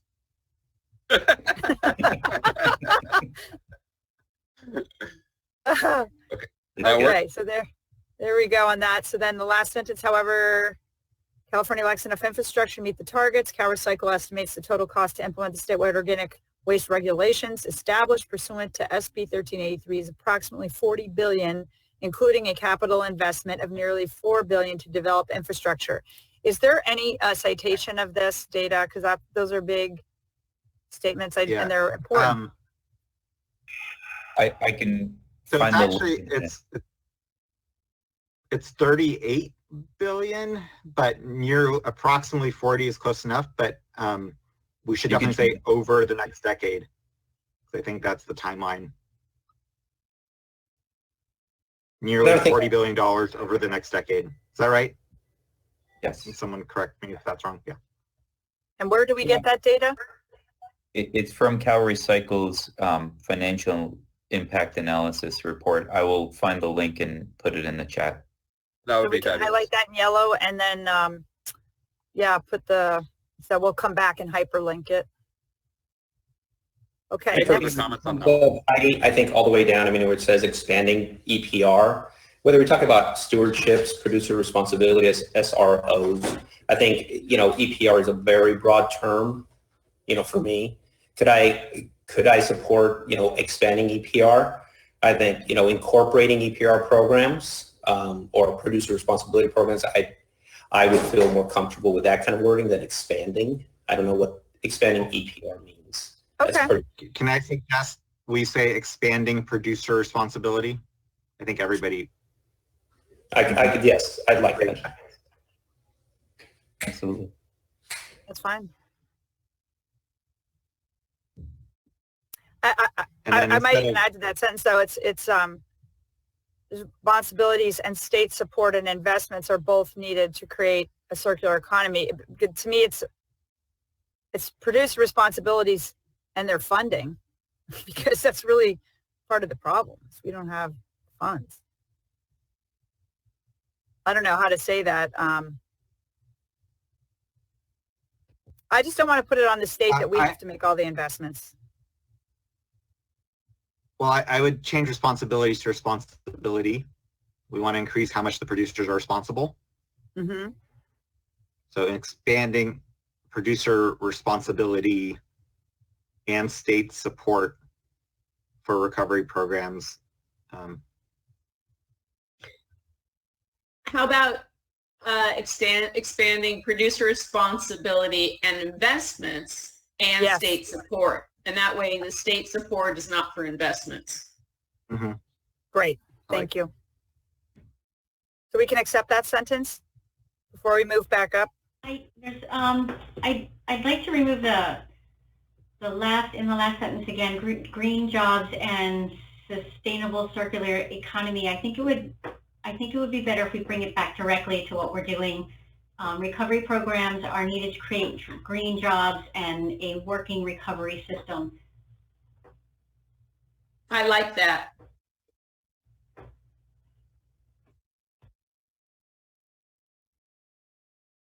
Yeah. Okay. Excellent. I added the link to the report if you want to go back to the... Can I Okay, so while he's adding the link, Commissioner Davis? I have a comment.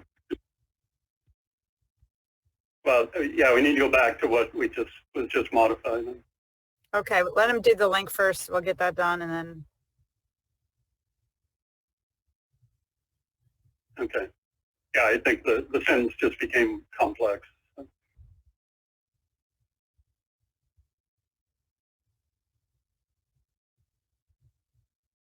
Okay. Thank you. Okay, so the expanding producer responsibility, is this the one you want to talk about? Yeah, it now says expanding producer responsibility and investments and state support for recovery programs are all needed. It just seems like we've conjuncted two things. So, yeah, put a semicolon at least. Plus, or maybe additionally, state support. Or as well as? As well as, yes, yeah. Yeah, that's good. Okay. Excellent. See head nods. Good. Okay, so the next paragraph. The Legislative Analyst's Office has consistently reported, most recently in 2016, that funding for recycling and organic waste management is the most cost-effective method for reducing greenhouse gas emissions, as low as $4 per ton of greenhouse gas emissions, while having the co-benefits of reducing other air pollutants and short-lived climate pollutants, creating green jobs, and bringing other improvements. Despite these findings, funding has remained a complicated and elusive matter. The state has only provided $140 million in grants and loans to develop organics infrastructure. Billions of dollars are needed to place the state on a trajectory to meet its aggressive but critically needed climate, environmental, quality of life, and health and safety goals. I think that's very well written. Are there any changes or? That's fantastic. I would just maybe spell out greenhouse gas, at least in the first. Don't we do that at the very beginning of the report, Ted? We can do a check on that, make sure that the first one is abbreviated. Then it's fine. Yeah, maybe just Very highlight it. well stated. Thank you. Do you need a comma after the second to the last line after needed? But critically needed climate, environmental, quality of life, and health and safety goals. No, you do need it. It's a separate clause. But critically needed, comma. Okay. Yeah. It's, yeah, because you could remove that whole clause to meet its aggressive climate, environmental quality, etc. Right. Got it. It just brings to my mind, and I'm just going to throw it out there, that we're talking a lot of money to deal with these organics. And I guess one of the things we haven't talked about is source reduction of organics, as far as getting people incentivizing getting rid of grass and certain other ways that, but that's a whole nother thing, I guess. It seems like we we have might that have. section. Yeah, we Yeah. have that section coming up, don't we? There is a section. Oh, good. Okay, I just want to make sure we've got all that. I haven't been able to follow the organics committee stuff. Okay, so the next really good paragraph, Kobe, thank you. So this one is recycling should be prioritized. I think you mean to add to stimulate the economy, right? Right. Create green jobs and provide the most cost-effective greenhouse gas emissions reduction strategy. I think instead of the most, how about A? Provide a cost-effective. Okay. Can you add to before stimulate the economy? Prioritize to. Thanks. Anybody else have any edits to this? Just a quick thought. Given Ted, Kobe really great. Ted, Yes? Commissioner Davis raised his hand, sorry. Yeah, I'm sorry for the delay again. Ted, I think rather than put a strategy, I would put strategies plural. I don't think we're going to have a strategy. So. Yeah. Good.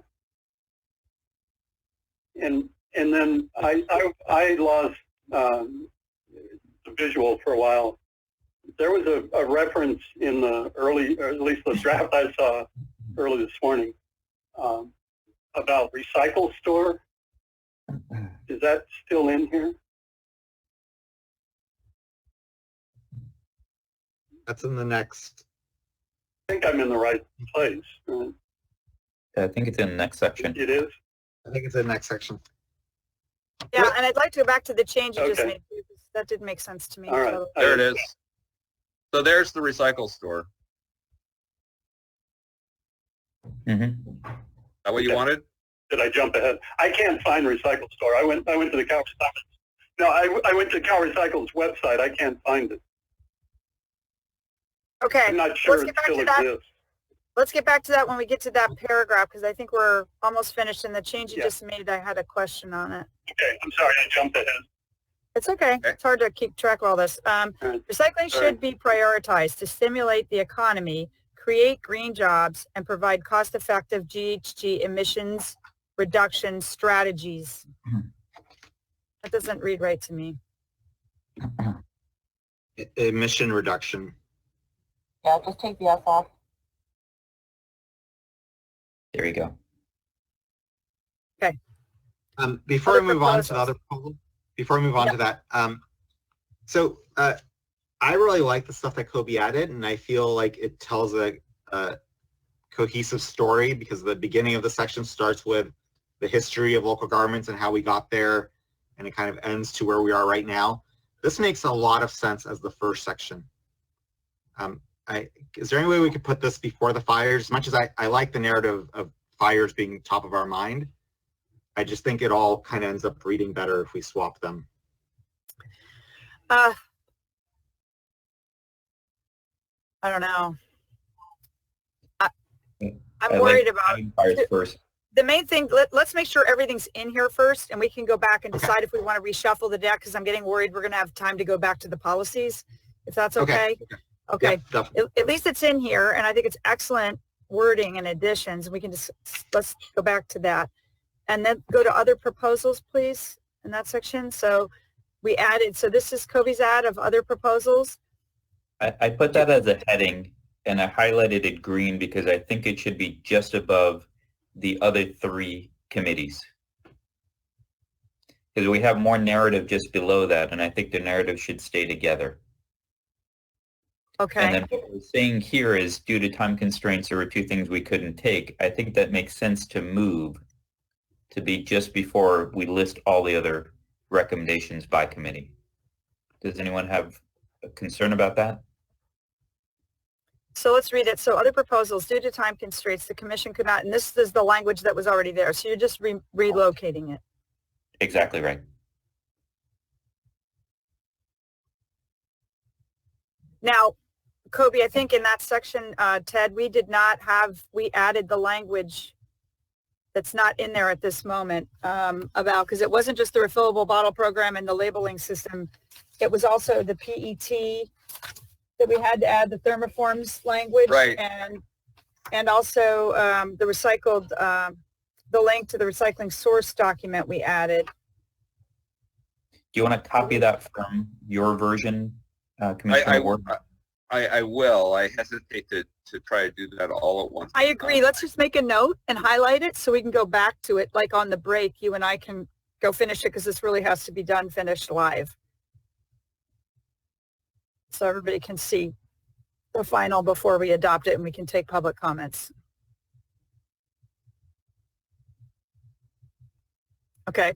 And you could put PET and, or the thermoforms and the source reduction document, I think is where that was. Okay, thanks. And then the Market Development Committee recommendations, yes. Heidi, with the other proposals, if you could have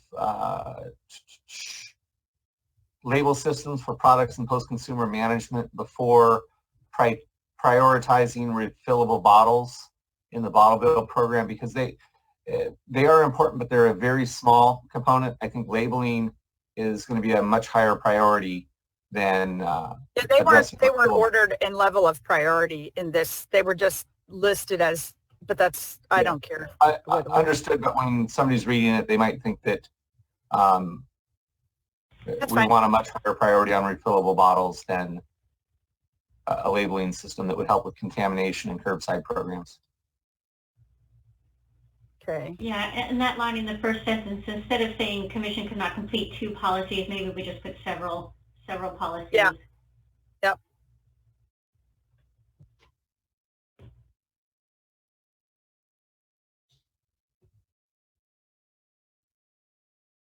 On several policies. So continues plural, I think. Okay. Continues to work on several policies. Thank you. That's good. All right, so we'll go back and add that the thermoforms and refillables would be added, or no, the refillables we've already got in there. There's the thermoforms. Okay. Davis has his hand raised. Sorry, go ahead, Commissioner Davis.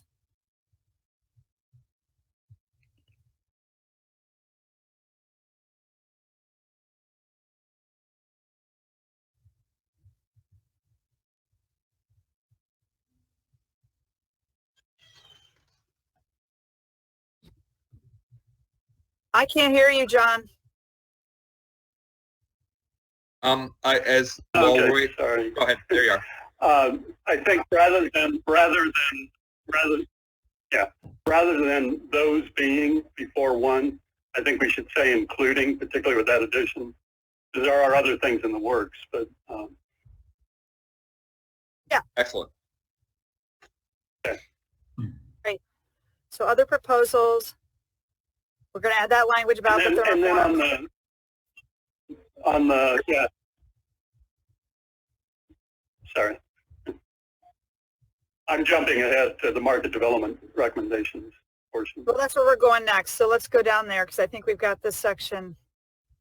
Just have to go back and add. It seems to me, I didn't feel it was worth mentioning committees at every point because we have them everywhere. Committee. These are our market development recommendations. That's the committee to do that. That's fine. Yeah, I have. Although they've been adopted by the commission. Right. Right. I would believe.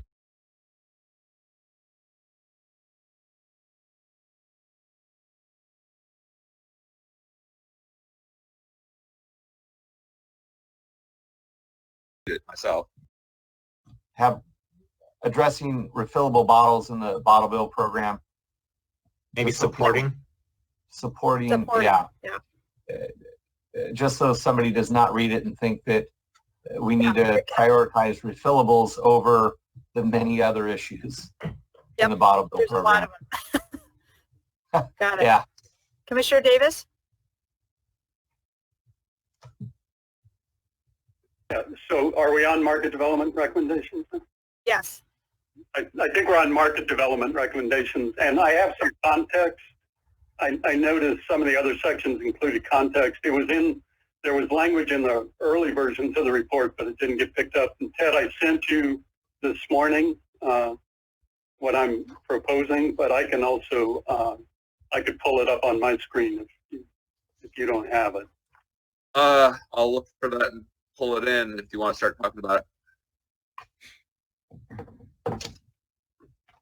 Yeah, if you want to show, can I show my screen and we can?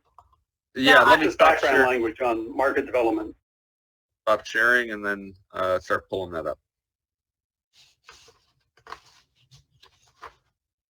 Okay.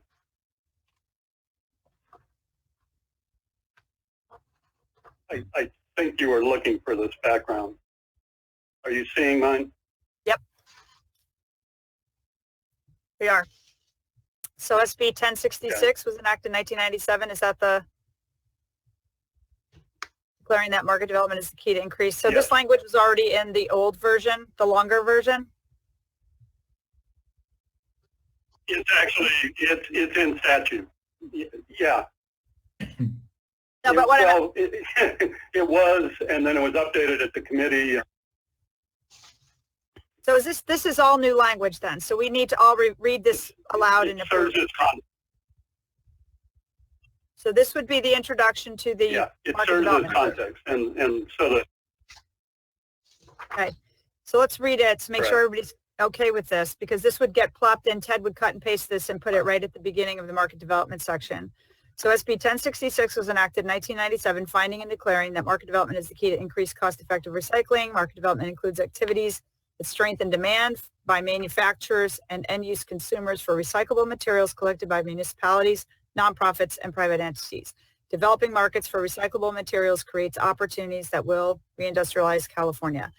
The need to develop those markets is magnified by unpredictable export conditions that disrupted material flows for California recyclers. I think there's a period there. I'd add that. The recycling market development is the interface between private investment and public incentives. State and local initiatives create ongoing supplies of materials for recycling and organics processing, which yields commodity feedstocks for manufacturing and land application. Investment risk reflects the degree to which material supplies are sustained or increased, likely demand for recovered feedstocks, cost to permit, construct, and operate compared to alternative locations. Is everybody okay with that language so far? As context for market development, looks like it. Okay, thumbs up. So SB 1066 called for demand-focused comprehensive market development plan addressing 4 goals, period.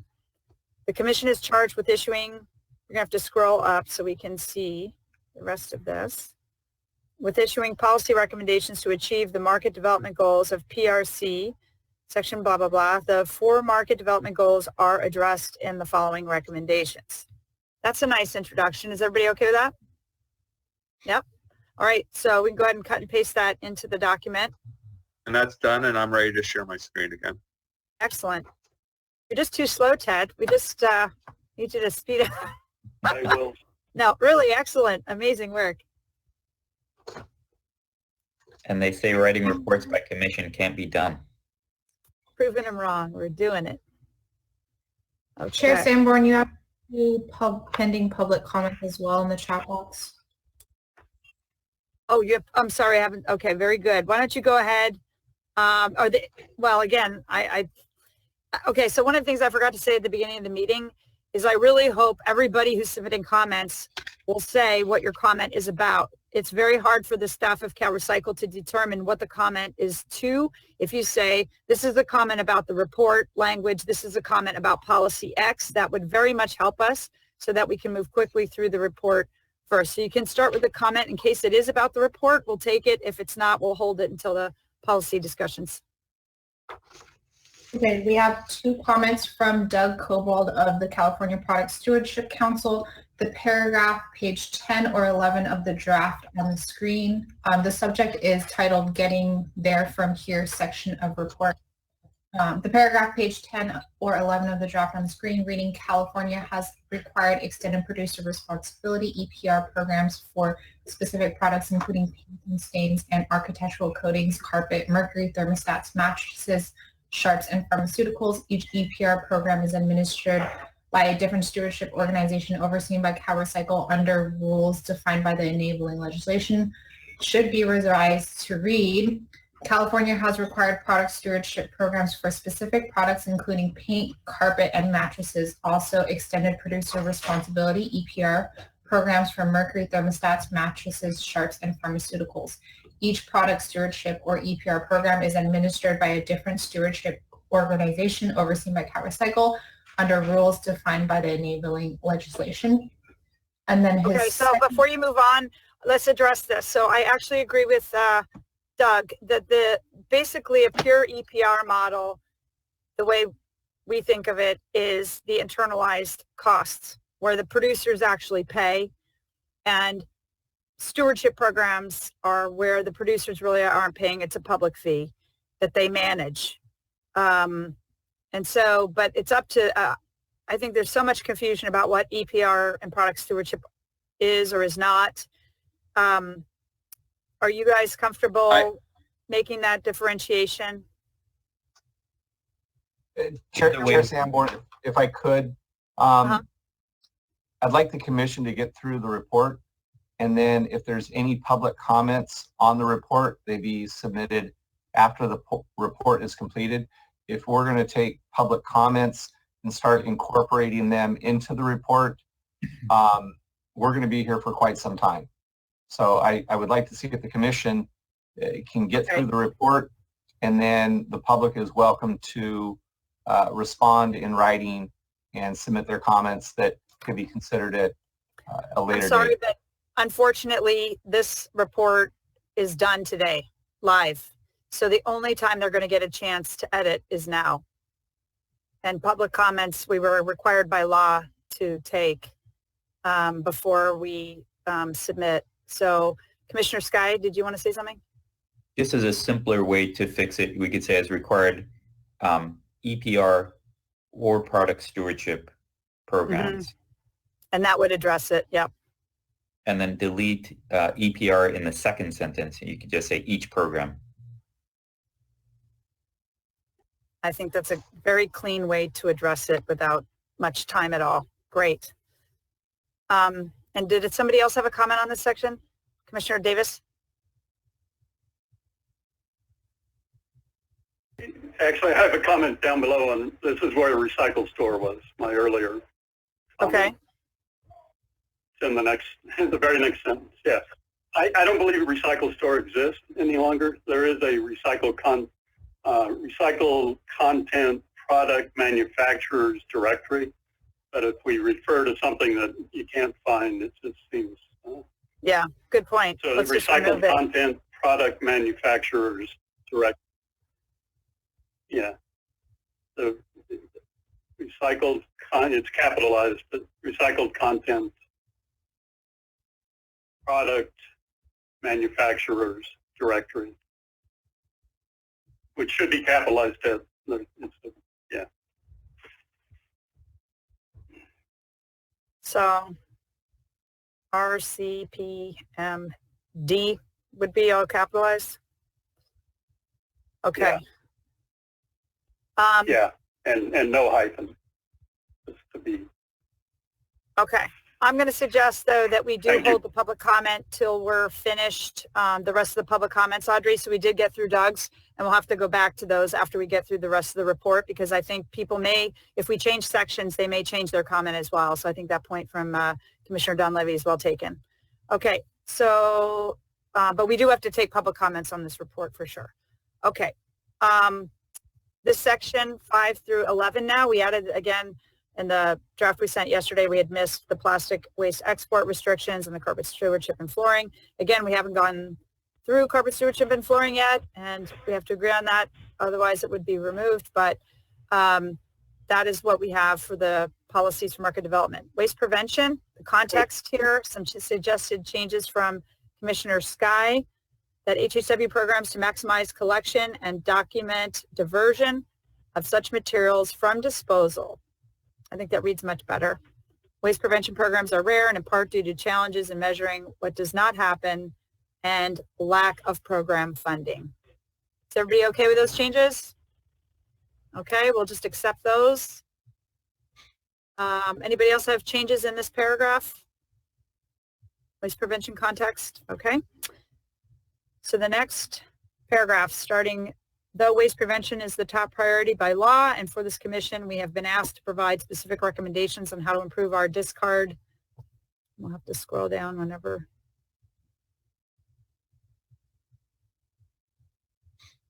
Excellent. It's getting all cleaned up. Our discard management system, but not so much about how waste could be prevented. The ambitious goals to manage 75% of organics without landfilling does, however, have some specific organics waste prevention aspects. Does anybody have any comment on that or on this next paragraph under food waste prevention? No, I think we've gone over this one before. Next paragraph, or that whole section, I guess. Okay. I added the link to the Pacific Coast Collaborative so people could find that, and also to the CalRecycle tools. Food rescue. Are there any? Oh, there's Commissioner Davis. Yeah, on food waste prevention, and it's probably part of the collaborative report, but it's also reducing, purchasing by residents. So right up at the top, it talks, one of the big reductions is just educating residents about their purchasing habits. And I don't see that reference in here. Reducing unnecessary purchases or something along those lines, maybe.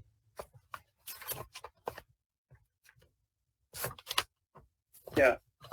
Over purchasing, yeah. It's the whole supply chain.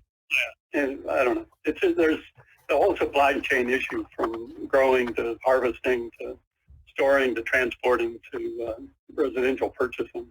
And we're kind of focused on small portions of that. So I don't know if it's important, but I could craft language if we want. I think it is important because the header is food waste prevention, and we literally did not mention prevention. It was all rescue. So. Well, yeah. Yeah. So what if we start, or somewhere here, say, food is lost throughout the supply chain, from production to harvesting,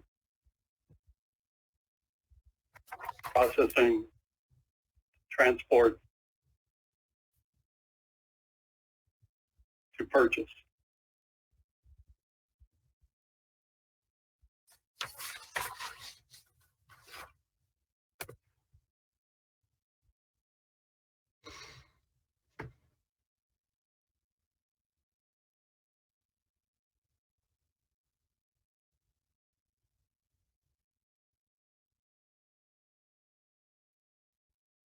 Everybody okay with that?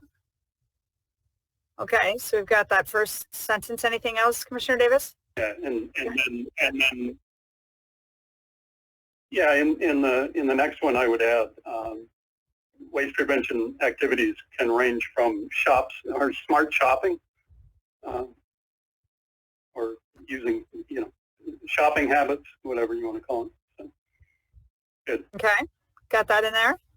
To in-home. Yeah, to in-home storage.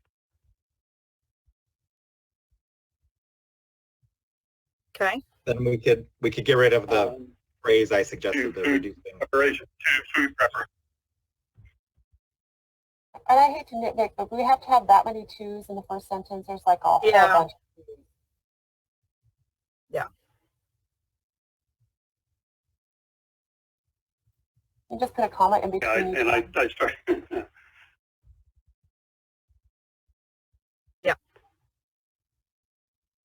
At this other sentence, in the case of food and organic materials, waste prevention activities can range from smart shopping.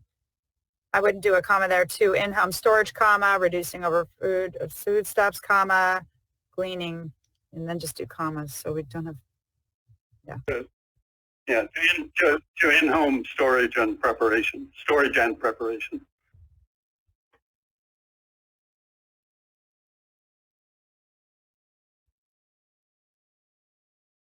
And then we can stripe the next phrase. Yeah, I mean, that may be enough. I mean, we could talk about commercial. Yeah. And then on the first line, if we can go back, the last two should be a comma. Right after processing.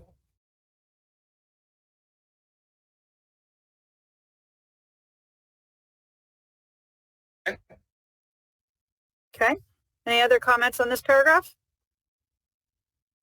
Good work. Okay, so the next paragraph, another strategy to reduce food waste generation at the source. Let's provide outreach. No comments there unless somebody see hands.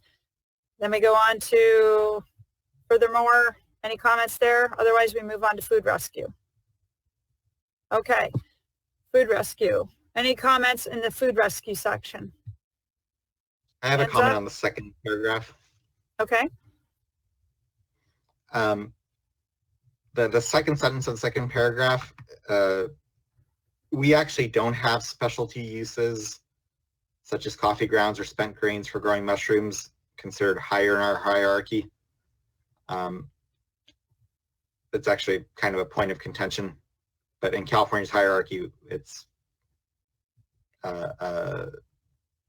should probably read food rescue hierarchies prioritize diverting food for people, then for livestock, and only then for composting and other activities and other recovery activities or something like that. But I would get rid of the mushroom stuff. Still a higher, better use. It is.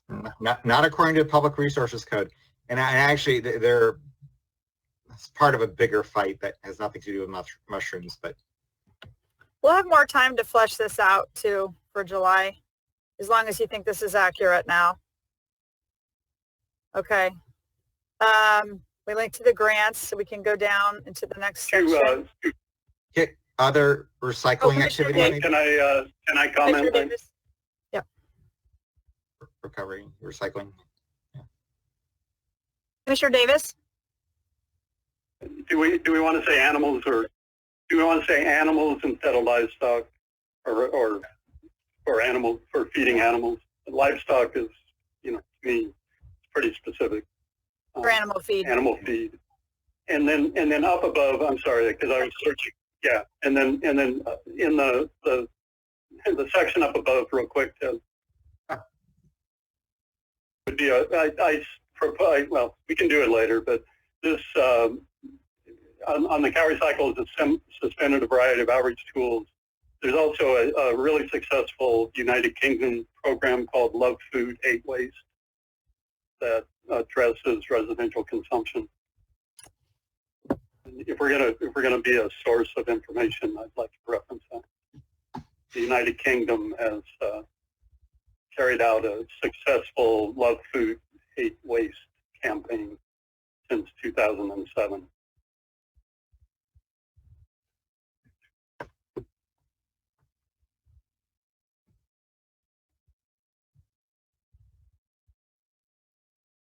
And a lot of what the Pacific Coast Collaborative, a lot of that is modeled on the Love Food, Hate Waste. I'm going to do a time check. We're at 2 hours in. Yeah. Okay. Thank you. Okay. Anybody else have comments on this section? Don't see any hands, so we can move on to food rescue. Oh, there's one. Commissioner Schneider.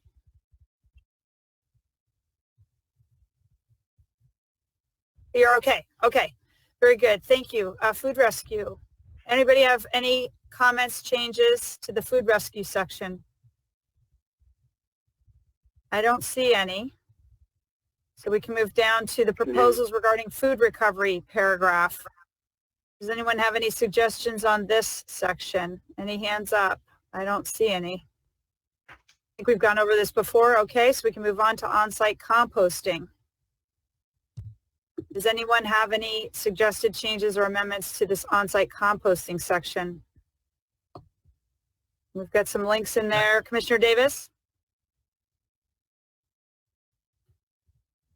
Can you go back up to the one up above? The proposals regarding food recovery. Talks about garage sales, pawn shops, and thrift stores. No, it doesn't. It doesn't seem right. The proposals regarding food recovery should be numbered because that's actually a proposal. But the section that Yeah. follows is sort of the introduction to the waste prevention section. It's not specific to organics, kind of introducing on-site composting. There's on-site Yeah. process. So what's going to go under that? So the proposal, the food recovery proposals. Yeah. So what are we changing there, Commissioner Ward? I think he's mentioning that it kind of needs a heading because it's a paragraph that seems to be orphaned. Oh, yeah. Don't we have a food recovery proposal? We do, and that's one of the organics proposals. That's what's indicated there, where it says proposals regarding food recovery. That's going to be the link. And then we've got a new section. Oh, okay, all right, but it's blank then. That's correct. Do we have to move it up? Waste prevention. No, we are not incorporating the proposals into the report. This is just the text, and that's where that proposal. Right. Okay, so we'll have the proposal. It's going to hyperlink proposals regarding food recovery, and then just go right into the paragraph. Yeah, I think.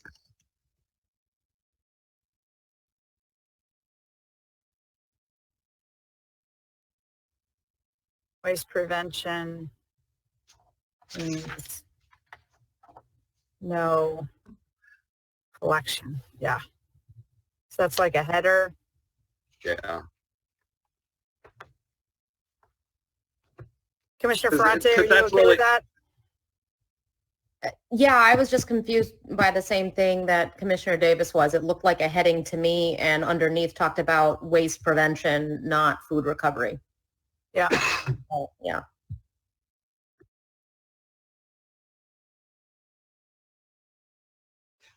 So is that right now? Ted, We've got two. I'm sorry, for any of the pawn shop, thrift store, there is collection. It's just a different system. So waste prevention can mean no local government collection, no service provider collection. I'm sorry.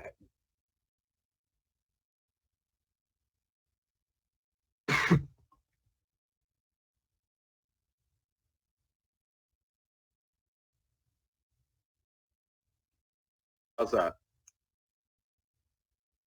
That doesn't really cover the pawn shops and stuff. No, that's the whole, it's a separate thing. I agree. Okay. So right now, what we're trying to introduce is on-site composting, which is how do you manage materials on site?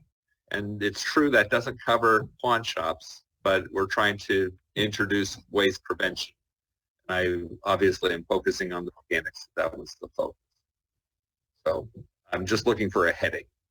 I think it's tough because that paragraph includes so many different actions. It does. As garage sales, yeah, I probably shouldn't include thrift stores but let's talk about just non-collection system. What if the title was something more like waste prevention has multiple avenues, has multiple pathways. Waste prevention keeps materials out of the solid waste stream. There we go. That would apply to That's everything. more generic.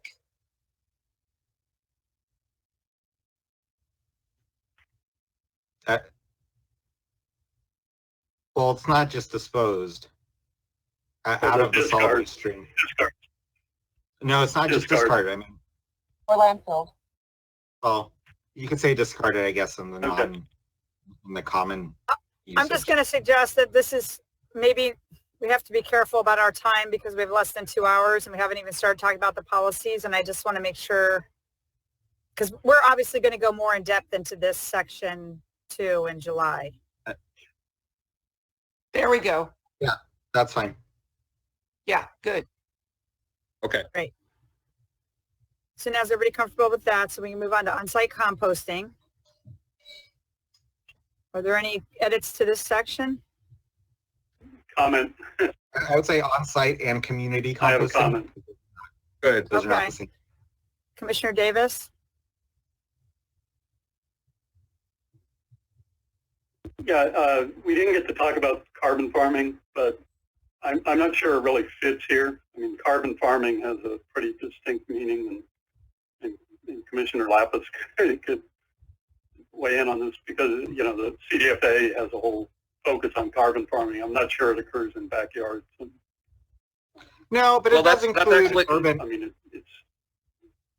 It does include urban agriculture, and the letter from the community it's compost compost utilization. Not completely. The other aspect of this, and the reason why I wanted to incorporate it here, is that if you're going to do outreach to communities to try to encourage them to do backyard composting, you might as well be doing outreach about carbon farming, because it's part of the feel-good process about composting. So if you're going to be doing community outreach, here's something that you can do in your backyard. Carbon farming should be.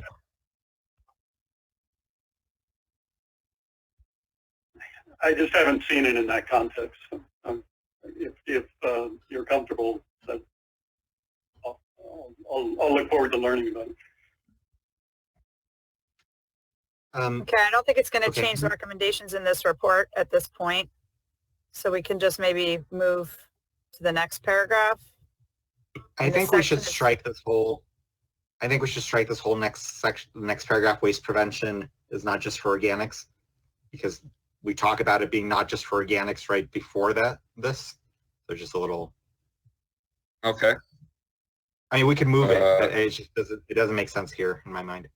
So just strike this whole bit. You can move it to the keeps in circulation section if you want. Ah, okay. Fine. And the capitals will have to be fixed. Right. Okay, so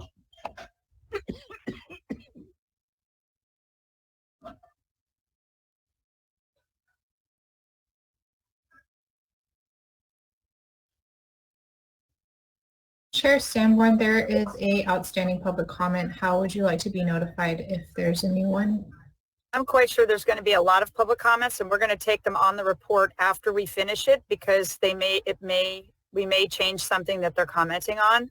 So just hold them for now, and we'll hear them before we move on to the policies, which is why I'm a little concerned, because we've got an hour and 45 minutes left. Good news, we've only got 2 pages left, so. I think we move. What do you think about moving this last bit to after the backyard composting?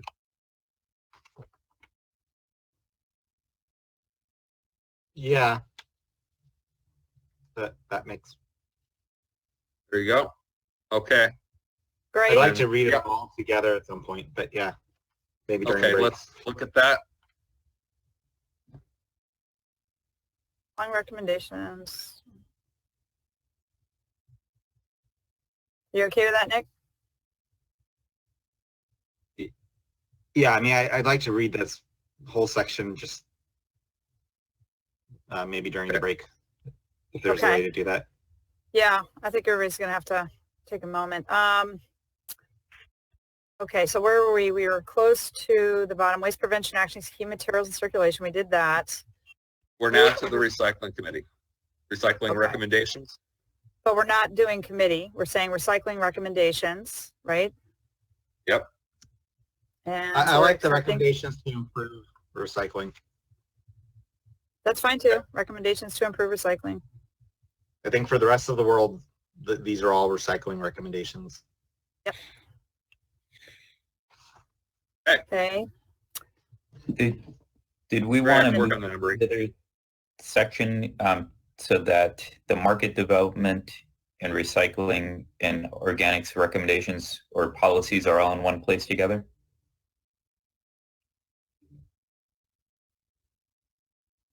Let's look at moving them around after we finish the text, if that's okay. As I think when we look at it after we're done with it, we may want to reorder a little bit. Yeah, but once we clean it up, hopefully the main thing is we've got all the right policies in there as we know it. Of course, we still have to discuss them and do our final votes.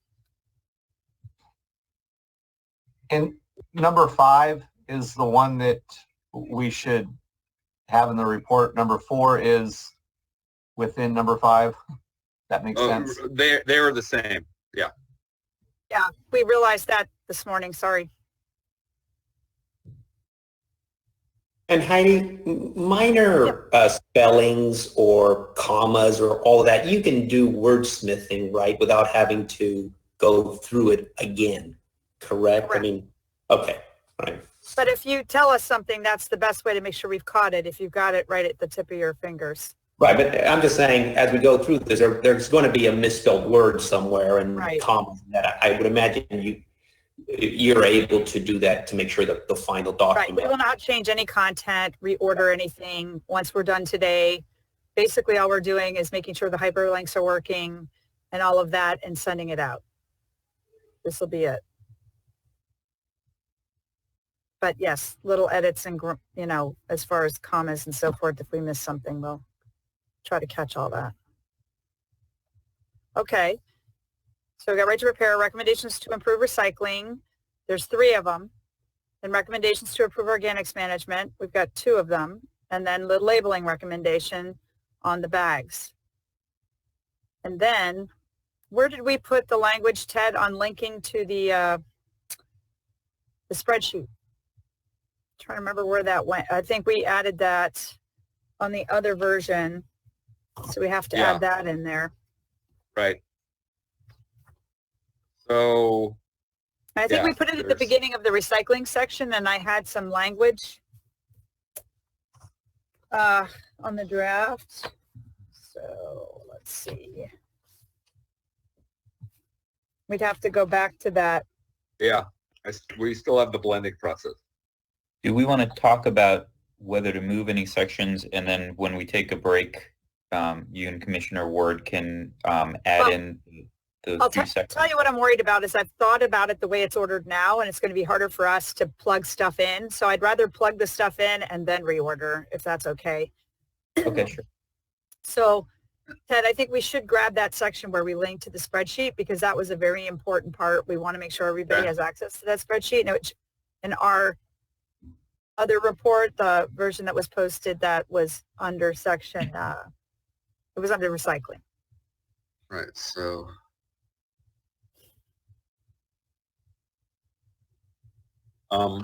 So I can start to try to incorporate those things, and I suggest you talk amongst yourselves about something else. Okay, so why don't we take and let some me public stop sharing comment? Screen, and I'll start working on it. Thank you, Ted. Okay, thank you so much. So we'll start taking public comment on the report. So Audrey, why don't you go ahead and read the next comment? I think we've heard Doug Cobalt, so we can go from there. There are 2 more from Doug. This one's titled Minor Correction to My Earlier Comment. Please remove the second mattresses in my revised paragraph reference. They should be reflected in the product stewardship list, but not in the EPR list. My apologies. And then another one from Doug. The subject is food waste prevention. Does the Commission want to consider including language in the report to encourage legislation that addresses expiration dates, best by dates, etc., to reduce consumer confusion on when a product is still safe and edible versus when it is just at its peak of freshness? This will reduce the disposal of food that is still good, but just not perfect. And I think that's a great suggestion for the Organics Committee to take up in the next bit, right? No, it's included here. It is included already? Yeah, unless it somehow ended up getting dropped, it definitely was included. Yeah, I thought we had that. I mean, it's not, we don't have it as an existing policy recommendation. Yeah. Yeah, under the food recovery proposal, it's the second proposal. Okay, thank you. So it's in there. All right, next comment, please. That is it for now. Oh, good. Okay. So how about this? Why don't we let Commissioner Ward move everything over from the minor things that hadn't been in the version that we're working off of that was Kobe's track changes, and then we'll take maybe a 5-minute break everybody take a quick break. We will come back, see how far he was able to get, and then see if we can take a look at it, if we want to reorder it. But then we really got to get back to the policies for their final approval. So why don't we take a 5-minute break at this point, and we'll see you at 10:55. Thank you. Thanks, Ted. Sure.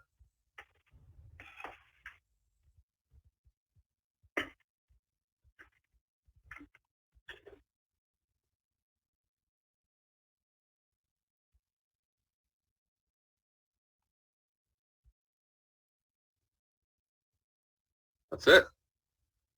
Okay.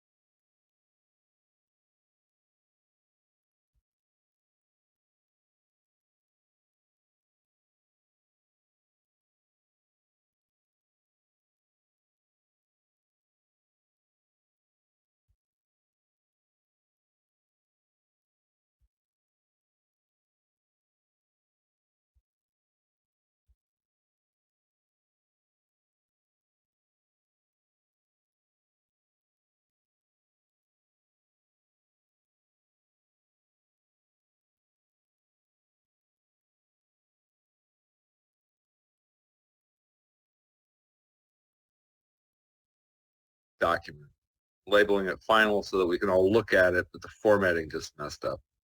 So I'm not sure that helped.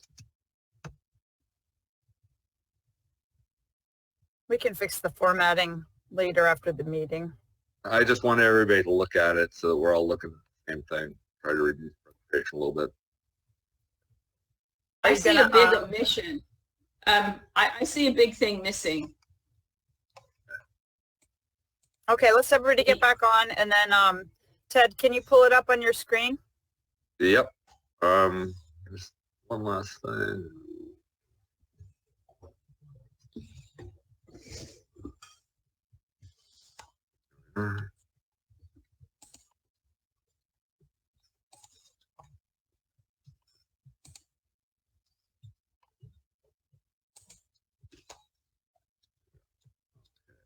Great.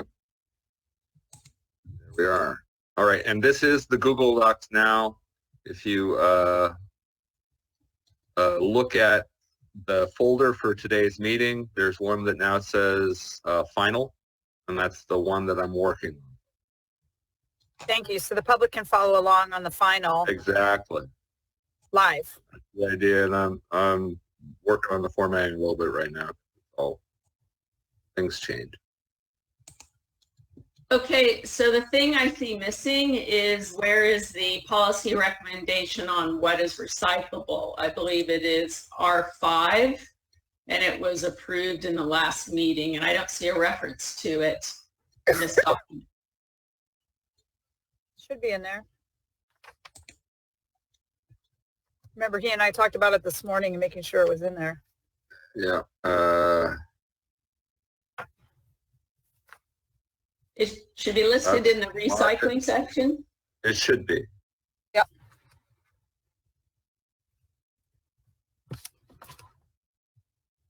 And it needs to be not there.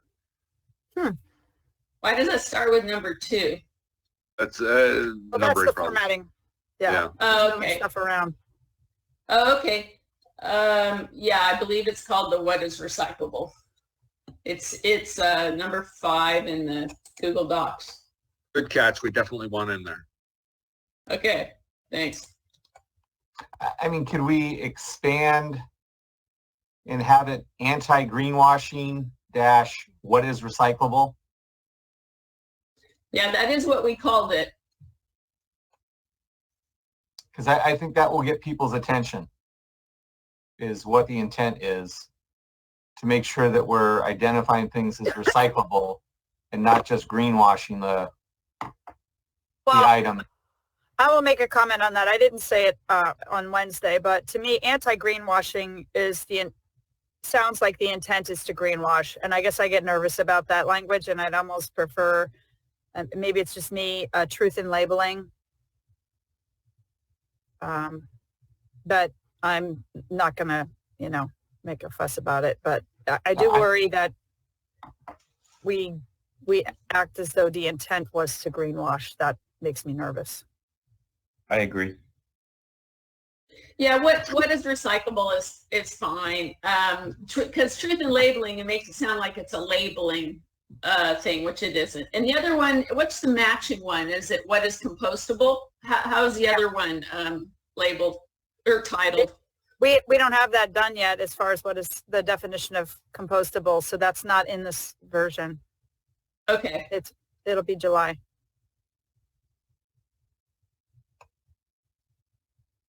Okay.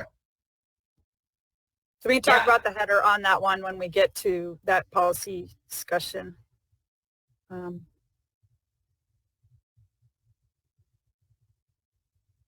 Okay. Did anybody else catch anything that we're missing or reordered in a way that you didn't like? So now it's a list of 19 policies, I believe, not 17. Correct. We can't count, Ted. We were too tired to even count.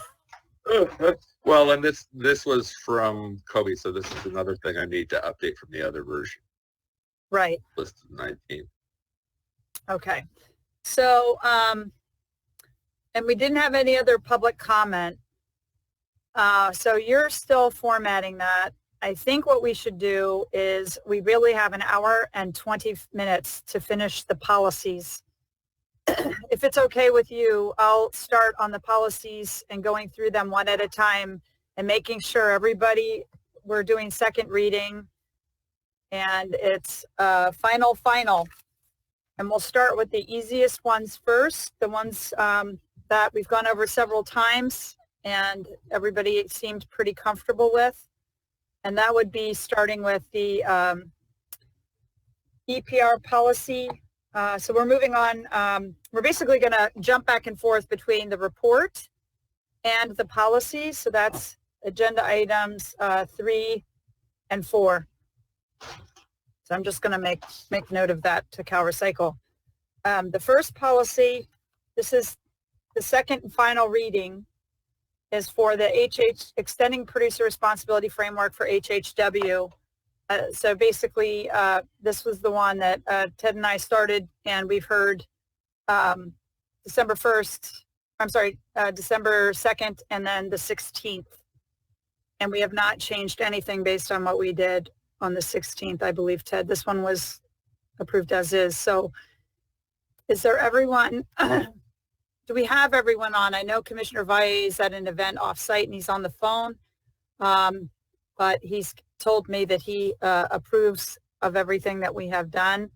So let's see how many commissioners, 6, 7, 8, 9, 10, 11 I can see.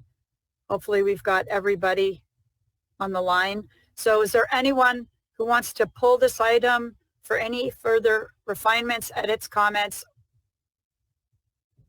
If not, can I get, I guess I'll say, is there anybody who opposes this being voted on and finalized and put in the report today? Prioritizing batteries first. Okay, then I think we have a thumbs up. Everybody's okay. This is second and final reading, and this is going as is into the report. Unless we decide before the end of this meeting we don't want to do that after hearing more public comment. Okay, thank you. So we have approved one final policy. The second one was also by Ward and Sanborn, the transition from single-use propane cylinders to refillable. This one we've discussed multiple times as well, the cause of fires, and that it's a priority. We did not change it from the last reading on the 16th. So again, are there any final comments on this or concerns? I don't see any. I don't hear any.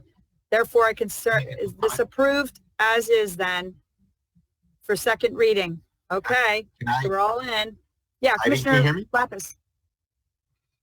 Not on this specifically, but I noticed that each committee used a very different process for the headings. Yeah, we were trying to harmonize them, but we were having a hard time doing it ourselves. Yeah, my recommendation just to take, each of them has a title. Some of them say policy subject and then title. Some say title, whatever. I think the top line should just be the title and just harmonize between the committees. But I don't think you need us to go through that line by line. Right. No, but we can just change it all to title if everybody's comfortable with that. I tend to erase when there's like the language telling you what to put in that section. If you've left it in, I pull that out. A few other things to just and making sure that the commission dates are final. Like today, we have to make sure December 16th is on there if it's been voted on. So we'd have to. I'm not sure. I'm curious what other folks think. I'm not sure it matters to the public when it was before the commission. And I'm not sure it matters who the primary authors are. It matters to me because we will get questions as to how many times it was heard, when it was heard. If we get attacked on these, I want to make sure it's very clear how many times it was in front. And I don't want to have to search for that information. Okay. So if you're okay with it, I'd rather just leave it in. Yeah, at the very least, I say we strike status because these are all going to be final by definition. Right. Yes. Well, maybe what we do is put final and then put adopted and then today's date. Okay. And then we'll do that to all of them. Does that make sense? Okay. Yeah. Okay, so we've got 2 final adopted. We'll change the title to just say title. We'll change status to final adopted and today's date. Okay. So Commissioner Ward, I will just ask you, just tell us oh, I see. Good. You're changing these as we go. Thank you so much. Yeah. And then December 18th before the full commission, all of these. Yeah. Yeah. Oh, I see. Okay. Good. Excellent. All right. Ray, unless we got anything else, Ray for the next one. Okay. Boy, you're good. Okay. Then we're on to number 3, which is the precautionary principle. This one we've heard multiple times as well. Was there anyone that had any changes, comments, concerns about this policy proposal? Or is this one ready to go? Everybody thumbs up? Second vote, second reading, going in the report. Okay. Here, Sanborn. Yes. Not to state the obvious, Ted's getting to it right now. Just making it look consistent. Oh, right, right. And would need to add the dates that it did come to the full commission. You just said multiple dates. So a little backtracking then.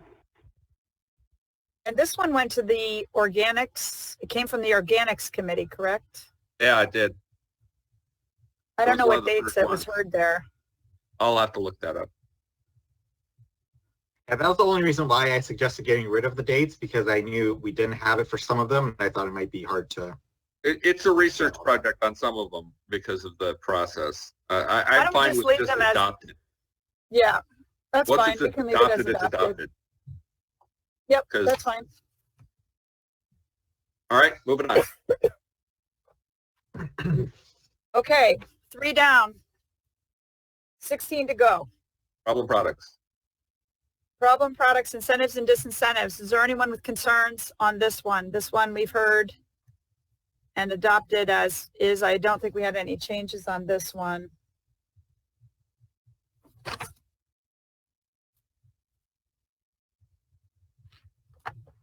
So then I think we're okay to approve this on second reading for the problem products, incentives and disincentives.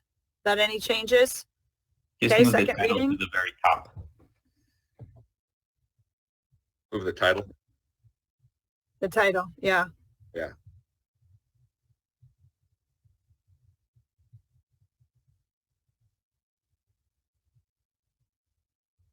Okay.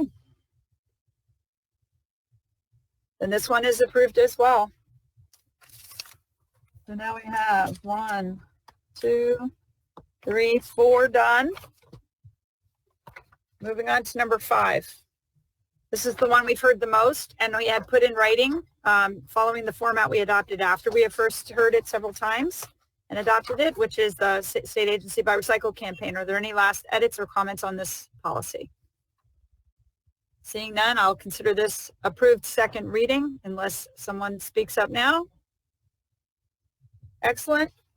5 down, 14 to go. Next one is Recycling Market Development Zone Loan Program. This one has also been heard multiple times. Are there any last minute changes to this policy proposal? None. Just got to make sure Ted can keep up with us here. So we'll. RMGZ, which is which one is that? Oh, there it is. M1.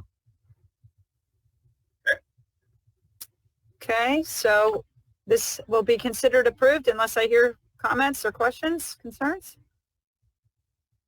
Okay, adopted second reading. So that is 6. All right, so we're now down to 13 left to go. So the next one, we have consolidated permitting process utilization enhancement. This one has been heard. This one was enhanced by the Organics Committee. I think we need a comma between Osagura and John Davis. And maybe we should put John Davis as the primary author since he started that one.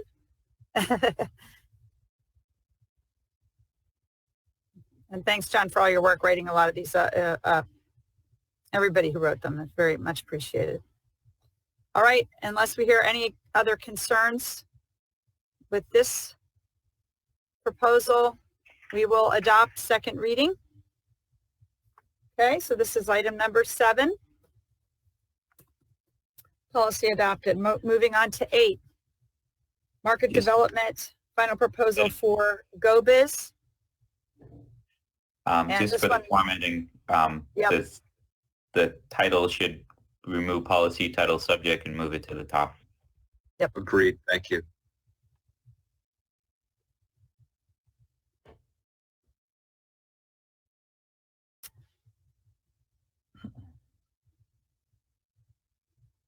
And I think we could get rid of organic subcommittee comments. Mm-hmm. Yeah. Well, why don't we just say organics? Yeah. Yeah, because they're already listed under. It'll say organics and market development, right? Because it was heard in both. Yeah. Yeah.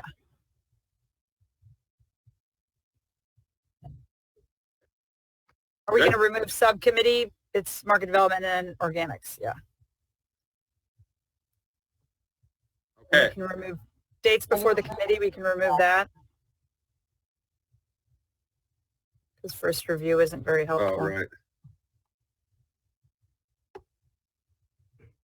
Okay. In December spelled, yeah. Okay. And then John doesn't have to be bolded, but certainly no less important than He's a bold individual. All right. Okay, so unless I hear any concerns, we are adopting this on second reading for the consolidated permit process. All right, so that's number 8. Moving on to number 9. This is market development, Cal Recycle having a market development focus. This one was heard several times as well. And are there any concerns about this? Any changes? Seeing none, this is also approved on second reading. And again, we still have to hear from the public on these, and we will do that after we get through the 19. We can always pull something off. So that was 9. So, or that was 8. No, that was 9. So 10 is the under the reordering, it is the legislating controls on plastic waste imports, which we had the presentation on by Jim Phuket. We had a subcommittee work on this, and we've heard it twice. Are there any, the narrative was moved to the top. Thank you, Commissioner Potashner, on that. But this should be ready to go at this point, unless there's any other comments or concerns about this one. Okay, I don't see any, so we'll just reformat that top as adopted. Congratulations, we've gotten through more than half. So there's 10. 11 is, I think 11 is carpet stewardship and flooring. This one had a lot of public comment. I think we might have received more public comments on this than almost any other. We had comments submitted today. We had CARE update their comments today. I'm not even sure anybody had time to read them because they were submitted at 4:45. I did get comments from Gail Bryce again yesterday. I can say in response to her comments, my confidence that DTSC is moving quickly enough on PFAS is pretty low. And this is a product that's under people's feet, that people touch every day, and our recyclers are touching all the time. And I personally think that the PFAS just should be banned in use in making carpet, and that we need to be testing for those chemicals, just like we do on carpet for the pad, because it all goes together and they're recycled often together. This could probably take some discussion, and I'm going to suggest that we kind of hold this maybe to the end to get through more of the policies, if that's okay with other commissioners. Is that all right with everybody if we just hold on carpet for a moment? I want to make sure we give it time. Okay, thank you. So that would be 11 if we do that. 12 then would be, I believe we're going right to repair next. And the right to repair, we skipped over very quickly Wednesday because we were running out of time. So I want to make sure everybody's had time to read this. And I've not seen any public comments on this one outside of the ones we got originally from Peter Mui, from the Fix-It Clinic, I believe. Yeah, Commissioner Davis. Yeah, because we didn't have a lot of time to discuss it, and I wanted to ask Commissioner Lapis, who I know worked with Assemblywoman Eggman on her version that really failed even to get a hearing, and whether going back to that language is something that, you know, that makes sense. I mean, yeah, I haven't had a chance, because this didn't come up till late, I haven't had a chance to go back to the Repair Association and people like Peter and Kyle Williams at iFixit and find out what their current thinking is. But I'm just not sure that revisiting the legislation that hasn't gone anywhere, hasn't even been heard in the policy committee. Really, it wasn't a failure. It wasn't a failure. It was a strategic retreat on our part.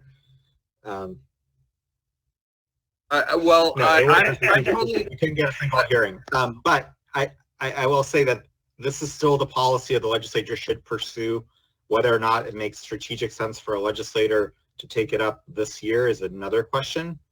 But this is still the right policy for the legislature, in my opinion. I agree with that as well, and I'm totally willing. I just wanted to make sure. Am I not being heard? Sorry. Yeah, Commissioner Ward. I'm totally willing to drop the specificity in quoting the previous language that wasn't brought forth. I respect each legislature's ability to craft language for the moment in which they're crafting it, and I'm not wedded to this previous language. But I do think asserting material, if you're buying a product that's under $100, between $50 and $100, you should be able to get access to what's needed to repair it. That's the basic principle that's being pursued. The specifics of legal language, I think we could actually drop that as a recommendation and just say, we recommend pursuing right to repair. I agree with that. All right. So I'll drop the specifics on the legislation. Yeah, and maybe, as we, thank you. So and we're not as adding we continue anything. with our deliberations, one thing that's come to mind. I just want to be clear. This is the second reading. Okay, we'll We're not adding or changing anything. We're only deleting sections because we said on policies we wanted 2 readings of the language, which we are. Well, There's then just gonna be less a language. We're not changing anything. It's fine. The legislature can change it. That's fine. And they will. That's the thing. We're just giving advice on the general concepts, and then it goes through the process. So it's If we removing that wanted- language. If we wanted to move this to July, we could put in a little bit about state procurement and right to repair. I think we put that in the state agency by recycled. Oh, did we? Okay. Yeah. Then never mind. Yes, it's in there. Okay. Okay. Well, then is right to repair removing? I have some thoughts that Okay. I'm sorry, John, there's a big delay with you and I don't know what's happening today. So just go ahead. Yeah, sorry. It's my it's my antenna server that is failing. So No worries. yeah, I mean, I'd like to continue talking about this. I'm fine with moving this forward, but I think we might be able to craft some recommendations to our next version of the report. So, great. Fine, go forward. Well, and again, all of us can comment individually if a legislator picks it up as well. So, and the committees can continue to talk about this. So if the structure and the general direction is accurate and where we want to go, I'm comfortable moving it. But are all of you okay then? Where it is? Thumbs up? Okay. Very good. So we just removed language. We made it actually simpler and less cumbersome. So great. So this one has been approved. Right to repair. Just the formatting change at the top to be consistent. Oh, same thing, right? Okay. So 13, I believe, is going to be the recycling committee now. We're moving on to the recycling recommendations, the plastic container label and shrink sleeves design for recyclability. This also had a lot of public comment. We've heard a lot from the aluminum can folks about their concerns. I can just say for myself that I think this is an immediate problem, and I can't tell what would happen with aluminum cans and people going away from a recyclable commodity, but they are contaminating the stream, and that was what we were tasked to do. So I'm comfortable moving this, and this is the second reading. So are there any other comments or thoughts on this one? Yeah, I have one. Okay. So in general, I got a comment from one of my colleagues with the rural counties that he was suggesting that there be a petition process for an exemption because he was recognizing that we're offering an exemption for tamper-proof shrink sleeves, and because some of those are used for health reasons, it's a little hard for us to draw a clear line about where it's okay and where it's not. So he suggested that perhaps there be a petition process for an exemption that essentially if somebody falls the wrong side of the line, that there's some means in which they can appeal. I think that's probably worth incorporating somehow. But in general, I think we're challenged to establish absolutes where balancing the packaging needs with the recycling and composting goals, and I think this is going to be an ongoing challenge. I'm not exactly sure how we're going to resolve that, but in this case, I think we need some kind of appeal process so that we don't rely on the folks crafting legislative language to be absolutely correct. They're all learning. As the lead author, I agree with that. Actually, I believe the way it's written is that it's up to the discretion of Cal Recycle Director. So that's why this is a policy recommendation. Obviously, this is not the policy that the legislature will, cut and paste. And so ultimately, it's up to the discretion of the Cal Recycle Director. So it's fine to have a petition process, in my opinion.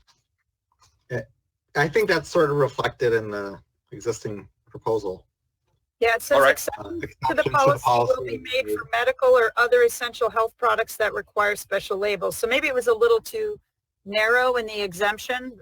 Maybe it was intended to be a little bit broader. Maybe, or other products instead of essential health. Yeah. So strike essential health. Yeah.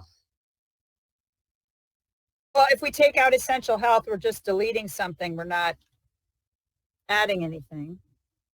Yeah, that's fine. Take out essential health. Or other products where that is. So it's right above schedule for implementation. There's two little paragraphs above. It's the top one, exceptions to the policy will be made for medical or other products that require special labels. Okay. It is focused on product safety though, and not on other things, but I think as you said, these are general recommendations. These things will all be hammered out in the details in the process. Okay, I'm good with that. Is everybody okay with that? Again, we just deleted 2 words. We didn't change the real meaning of this. Okay. So I have a quick editorial suggestion. Sure. To the title. Can we call it Design for Recyclability, plastic container labels and shrink sleeves? And then we'll do the same thing for the plastic, or for the bottles. Yep. And labels, plastic container labels. Got it. And then again, we strike some of the committees and yeah. Okay. And then go back down to note that tamper-proof something. Something was wrong there. I couldn't put my finger on it. A little bit up, it says starts out with note that tamper-proof. Right there. Note that tamper-proof plastics on lids that must be removed. Would be continued. It's the would be continued that's wrong. Yeah. It needs a D. It just needs to be continued. If you want that word, it needs to be continued. Continued to be allowed. Just either way. Yeah. Okay. Again, that wasn't a content change, just grammar. Good. Would continue to be allowed. Yeah, that's even better.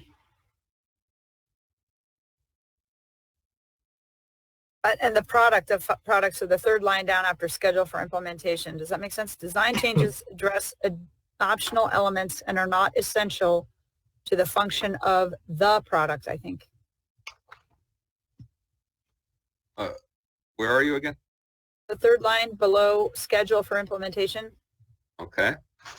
Not essential to the function of the product. We add the before product. Got it. Thank you.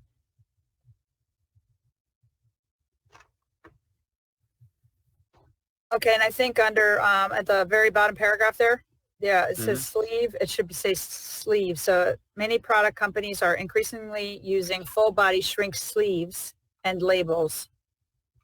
The last paragraph on that page? Yeah. Yep, gotcha. Okay. All right. Are there any other changes this policy that are non-substantive, really. Oh, by the way, so at the under background, it says a comprehensive description in given the, that's not right. A comprehensive description Is. given. Is. Yeah, just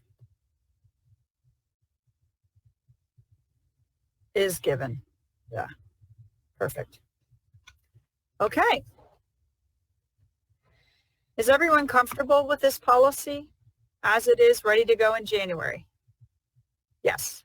All right, thumbs up. So we are done with 13, but we've got to go back to carpet. So we basically have 12. So we're doing great.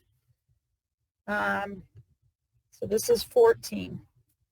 The next one is beverage bottle designed for recyclability, which I think we just retitled, correct? Yeah, can we retitle it to design for recyclability, beverage bottles or beverage containers? Yeah.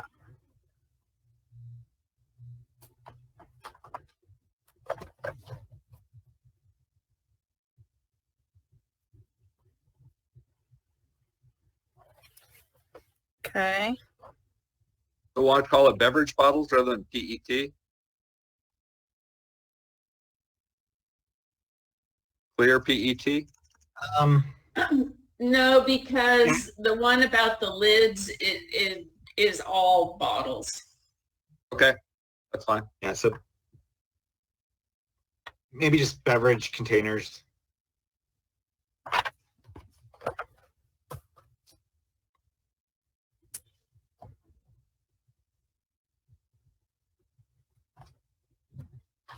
That work for you? Yep, looks good. Yep, and you can just take out the date for the committee.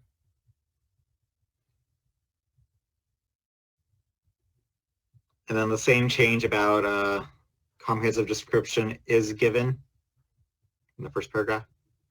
Yeah, somehow that ended up going back.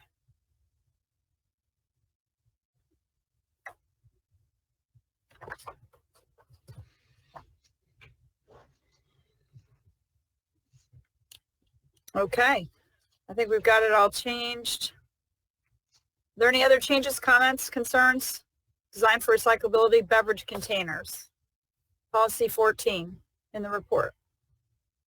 Okay, then we've got second reading on 14. Well done. So now we're moving on to 15. Recycling, this is also design, well, this is the bottle bill. Changes the bottle bill, and I think we've changed the language on this. Convenience zones and grocers, I think is how it's titled now. I'm going to rename it. Okay.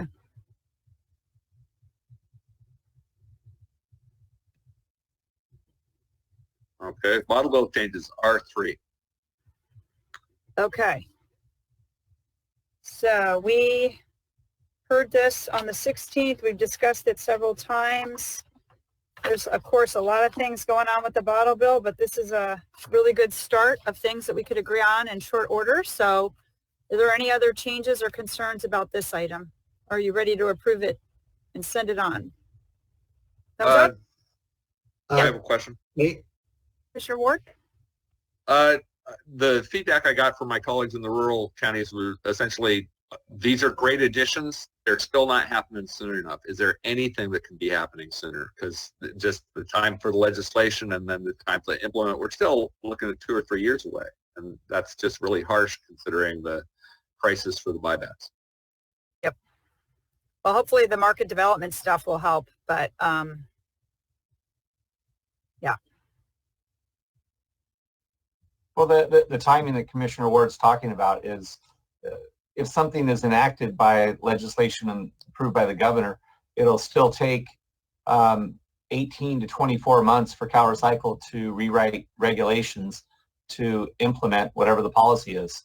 So the underserved and the rural counties, for any stimulus to get recycling centers open, I mean, they're looking at 2 to 3 years without recycling centers at this point.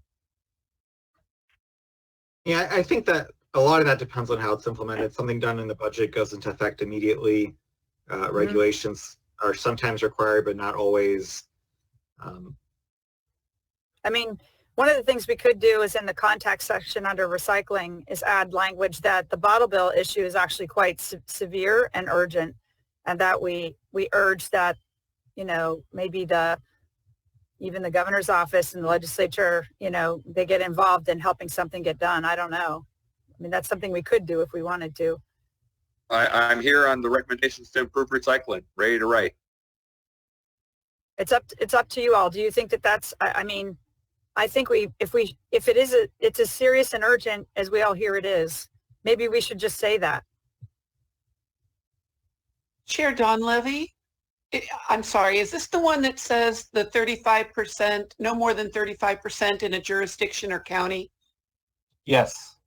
Okay, the way I took this was, as soon as this got into the report, I can bring it back to my planning department, and maybe every elected official can bring it back to their planning department and say, from now on, the 3 stores, at least only one of the 3 stores that qualify in my town have to have this, and they darn quickly better get reverse vending machines if they don't want to do anything else.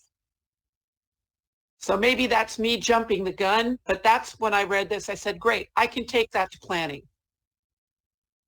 Mm-hmm. It's still not a law, it's still not a requirement, but it's something I can use. Yeah, and I think you're right on track where not only in your city, but in other areas, the cities and the grocers will say, this is coming, we need to start planning now to make something happen. Okay, so Ted's taking a stab at the language. So it can require the urgent attention of the legislature and administration, maybe.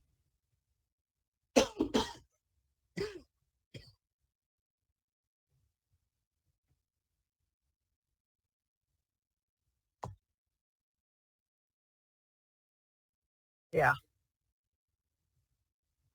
I would say the administration. Yeah. Both the administration and legislature, or yeah.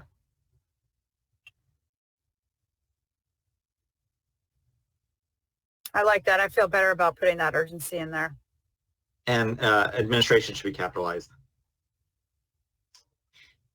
Yeah, definitely the emphasis with the administration, because a couple of years ago there was a short-term fix to the bottle bill that went through the legislation and Senate, and I think it got 1 or maybe 2 no votes, but Governor Brown vetoed it because it was a short-term bill.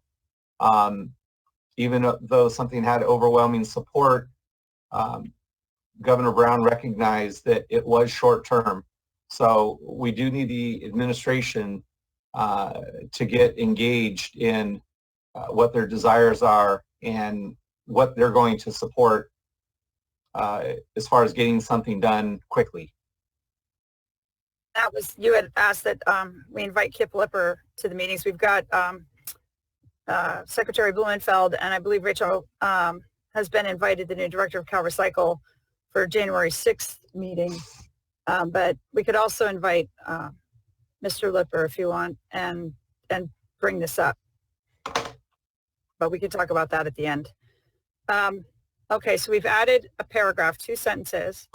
Mission. After we finish all this, will you guys go through and update these titles right below, make sure they're all reflective of the titles we chose? Yes. Yeah. Okay. Great. Can you highlight them now, Ted, so it's going to be easy for us to go through this and make sure we've caught everything? Because I can certainly try. You and I have, I'm afraid we're getting a little bit, you know, it's hard to see stuff anymore because we've seen it so much in the last few days. Okay. And well, are we ready with to the last approve this? part, with the last that you added to it, maybe emphasizing that California consumers are being denied hundreds of millions of dollars in deposits due to lack of convenient redemption opportunities. You know, and at a that's time when they need it most. Yeah. Thousands or millions? Millions, hundreds of millions of dollars.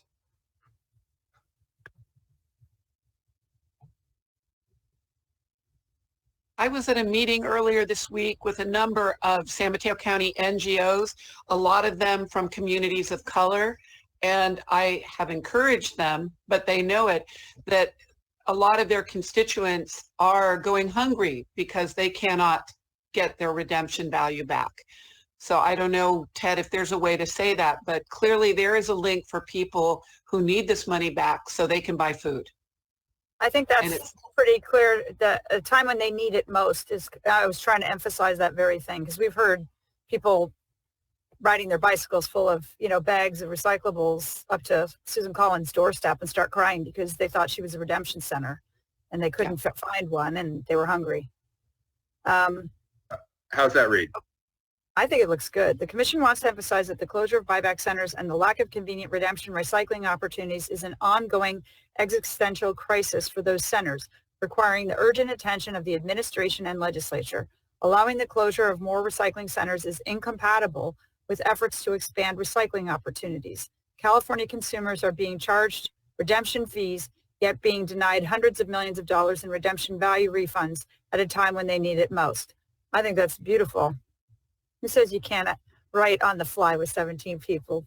Really well done. Okay. Chair Sanborn, I'm going to bring this up again because in counties, at least my county, I wish Commissioner Valle or Supervisor Valle could say this.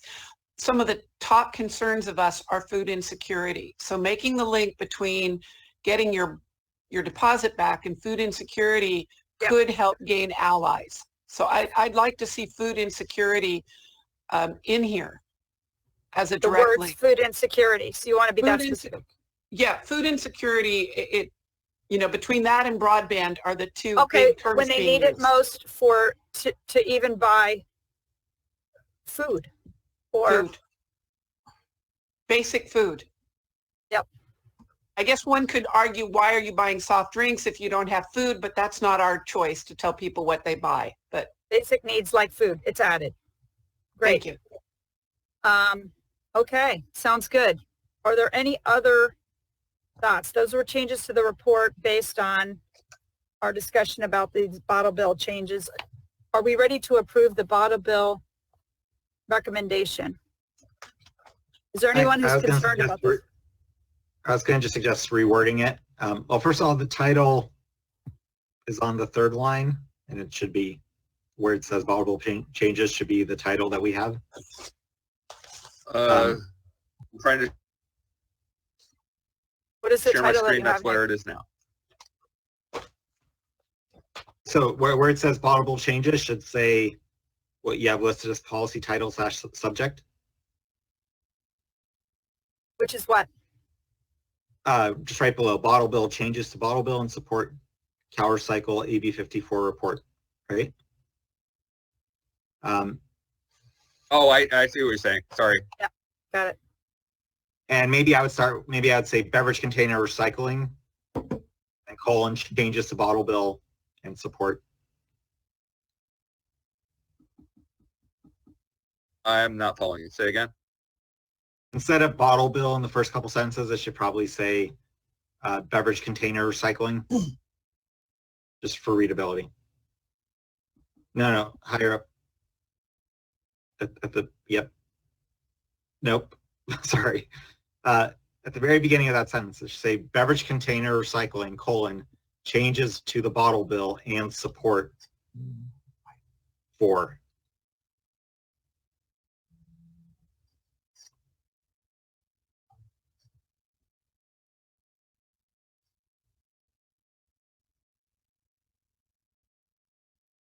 Yeah, so keep and doing. Yeah, and then let's make that the heading for the whole page. Okay, time check, we have about 40 minutes.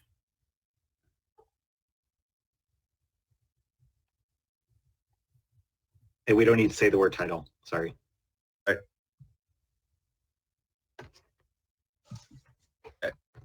Okay, so we've just changed the headers and so forth, but we didn't change the content. Is everyone okay with the bottle bill changes policy going in this report? Yes, thumbs up. Okay, so that's second reading. That was item 15. Approved. 16. This is the food recovery policy proposal. We've seen this several times as well. And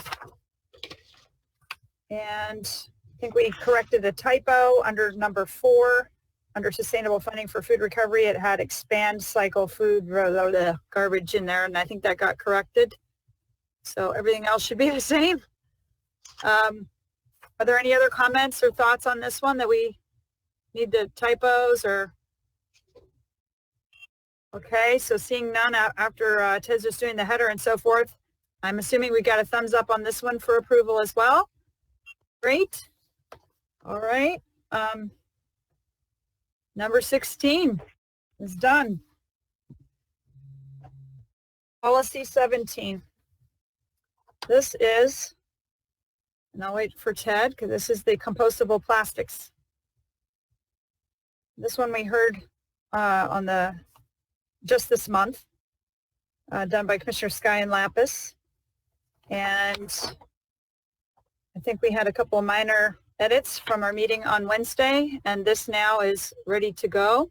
Are there any last comments, concerns on the compostable plastic certification policy? Okay, I'm not seeing or hearing any. So I will assume when we change the top there, it is listed as adopted on second reading. And we have done 17, well actually 16 policies because we're holding the carpet for now. So 18 is the label restriction to stop plastic bag and film contamination. This came from the Recycling Committee. Commissioners Dell and Don Levy worked on this. Started in labeling, ended up in recycling. So again, 2 committees heard this. I don't think we did have a little bit of changes that we did on Wednesday, but I believe it's ready to go. Are there any other comments on this item? I'm not seeing any, so thumbs up. Second reading, we got it. Okay.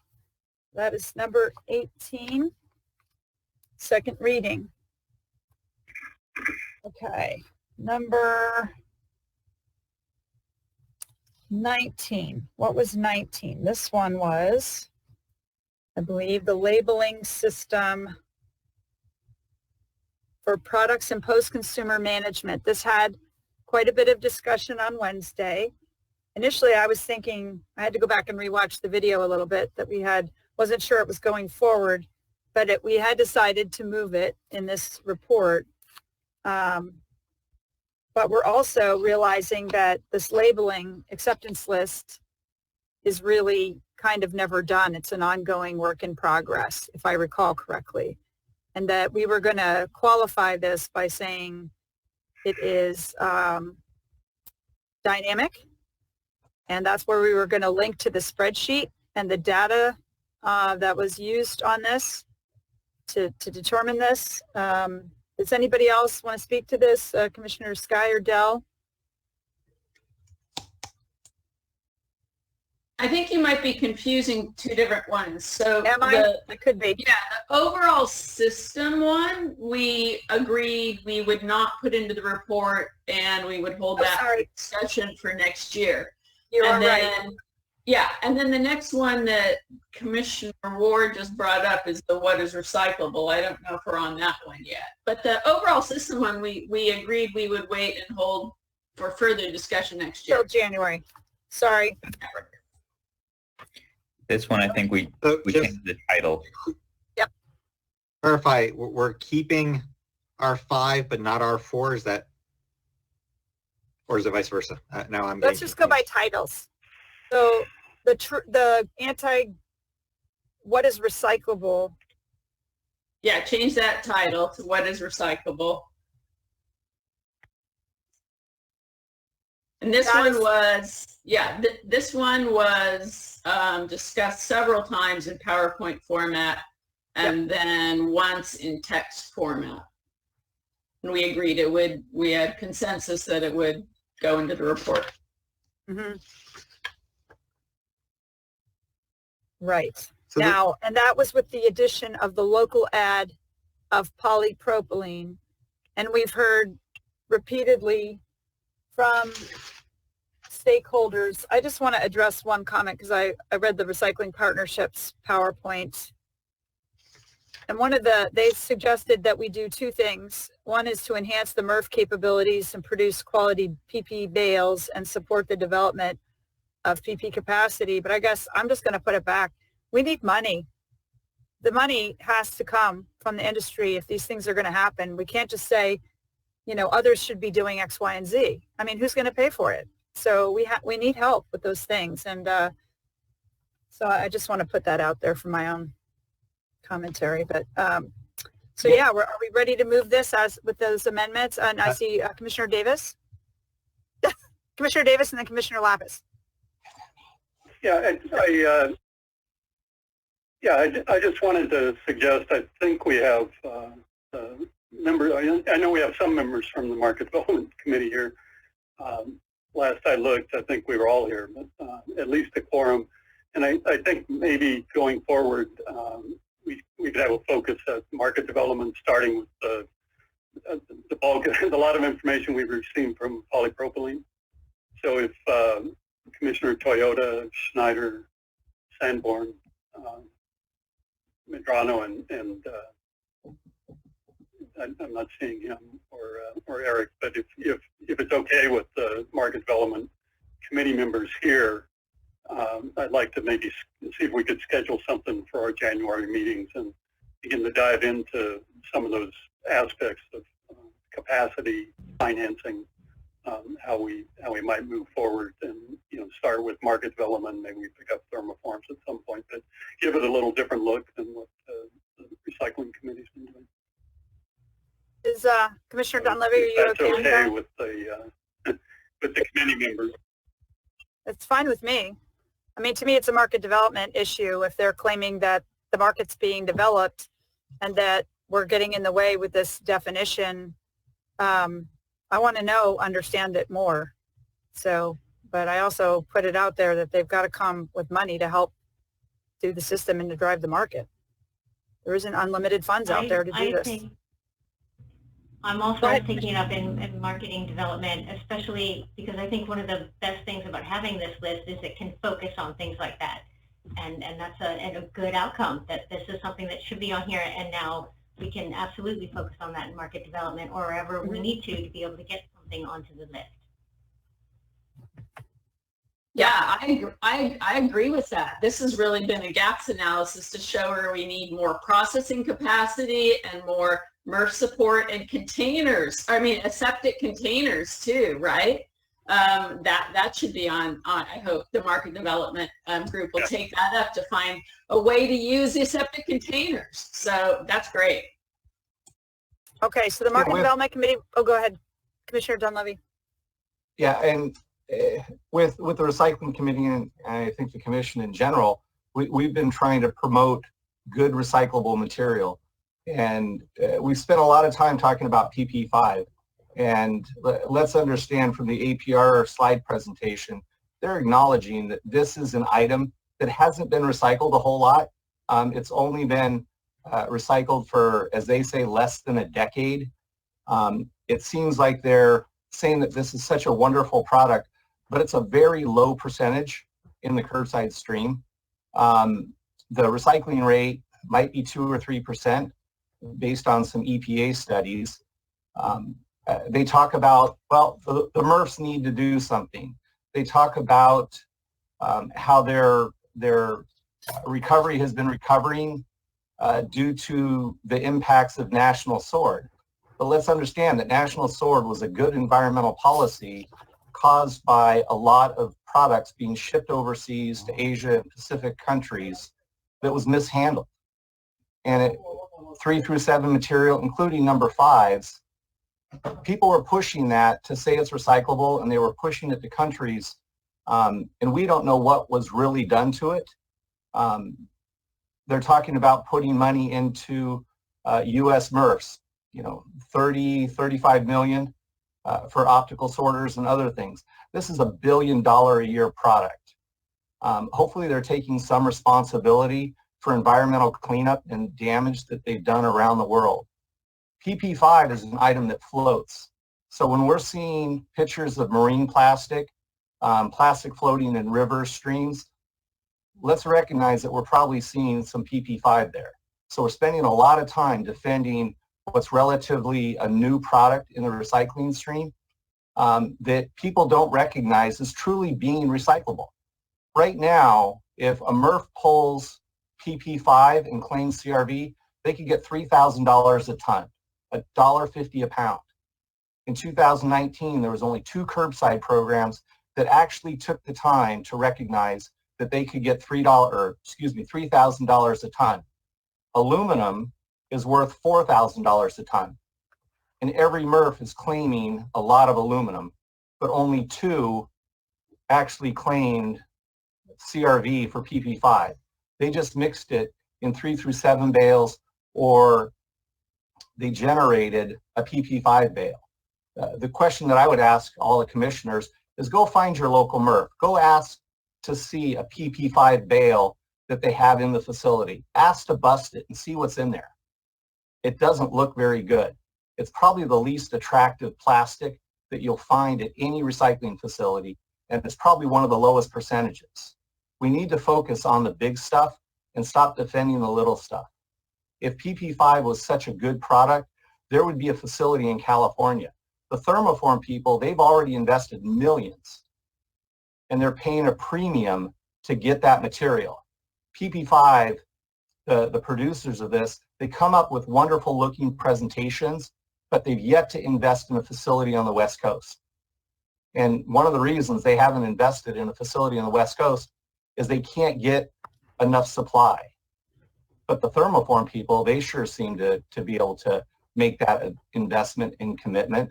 You know, that's an item that I think should get on the what is recyclable list very soon. But we spent a lot of time talking about an item that has created havoc everywhere. In their presentation, they acknowledge that 30% of the PP5 is caps, labels, and lids. Those are items that end up falling through the screens, that contaminates the glass, that increases the cost of processing for the MRFs, and they end up in our landfills. You know, the caps will float. The labels that they're using, they cause the optical sorters for polyprop or for PET and other sorters to misfire. There's a lot of issues with this item, and it seems like we're spending too much time trying to defend why it's recyclable. They need to invest in California and pay a price for the material so people actually think it's recyclable. In the CRV program, only about 11% of the consumers actually take it back to redemption centers. So even consumers that can get a nickel back, they don't recognize PP5 as something that is a recyclable item. So until those numbers greatly improve, I think it's a long road until they get onto a list that we could actually call it recyclable so they could market it and make more money off of it. Okay, time check. We've got 24 minutes. We've got 5 public comments, and we've got to wrap up the report and 2 policies, this being one of them. And I think the public's heard loud and clear kind of where we are on this item. So is there anyone that wants to make any other changes on this policy at this point? Seeing none, is there thumbs up? Everybody's approving second reading unanimously? Excellent. Okay, I don't see any nays. So this... Before we move on, I'll just say that I think we should move it forward. I think we should revisit it in July, potentially, if we get new information. I think that goes as standard for anything. Yeah. I mean, bottom line is if we learn any new information that would change our policy recommendation, we should take it up again, promptly change it, and send it to the legislature and Cal Recycle. That's what we were tasked to do, I think, and do it in a timely way so that everyone can stay current. That's all 19. So the only one that's left, according to my piles, is carpet. So Commissioner Davis, this is the one we've received a lot of comments on. Do you want to say anything about this before we go back and look at, and I know you got a chance to look at the CARE comments, so. Go ahead. Yeah, I mean, we have received dozens of comments from both individuals and the Carpet Recovery Association, so including after the last commission meeting where this was reviewed and moved forward. So I guess the comments that came in, I have to tell you, I did not read CARE's most recent comment, the one that came in this morning, because I was trying to prepare and finish preparing for this meeting. So, but I believe I know they corrected a missing link in the report. We do have some language that I think from CARE's comments and also from Gail Bryce's comments. I think the most important thing to recognize is that CalRecycle provides the oversight. So much of the recommendation really has to do with CalRecycle working with CARE to bring a different focus. CARE has emphasized in their comments that they're working on collection issues. This really rose early to our attention at market development and at the commission with comments about the inability for in-state manufacturers to process carpet because there was insufficient collection of that material. And so we have some recommendations about how to improve collection. Ultimately, it's going to be up to CARE and CalRecycle with work from the Carpet Advisory Committee to act on those.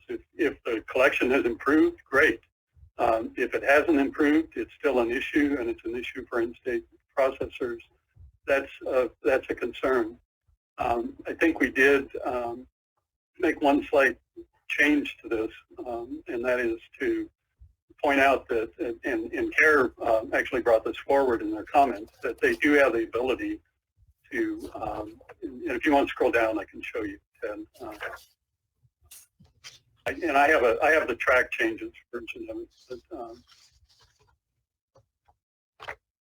yeah, keep going down. These are unchanged, and you got, hold on.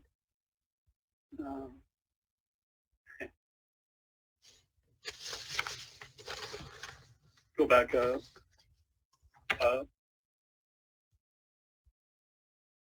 Yeah, so there it is. It's number 7.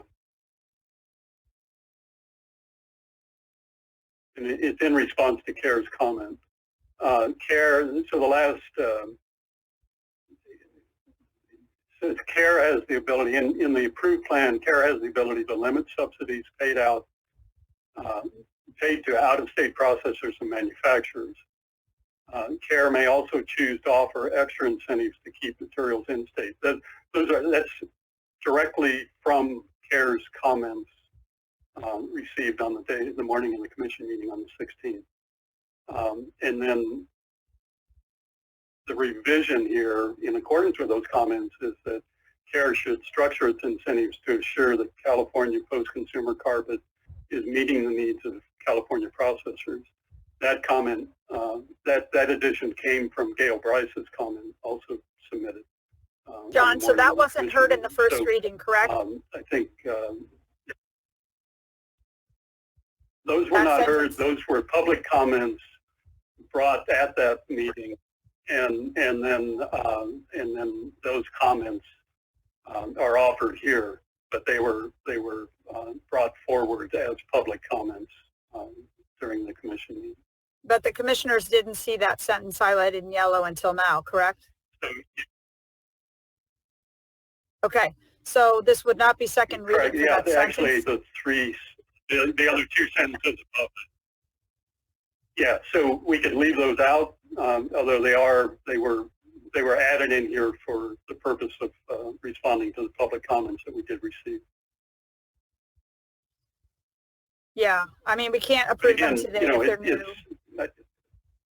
I mean, we can, but they would be on for second reading for January 6th, the way we set up the process. So I guess,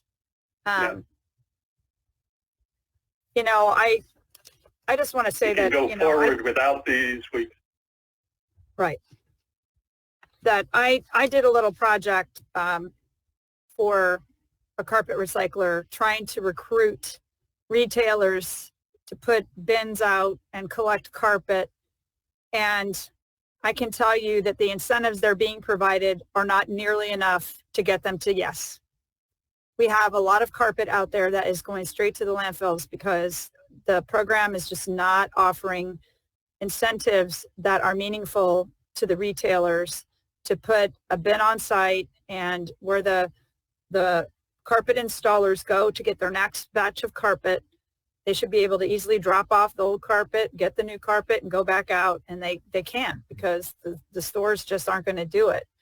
And there's a lot of stores around the state like that. There's a lot of things that could be done. And it's always nice to hear that people are working on it, but we're 10 years in, and we still have only gone from 8% recycling to almost 24%. And that's the easy part. So it's up to this. I'm fine if whatever the group decides to do.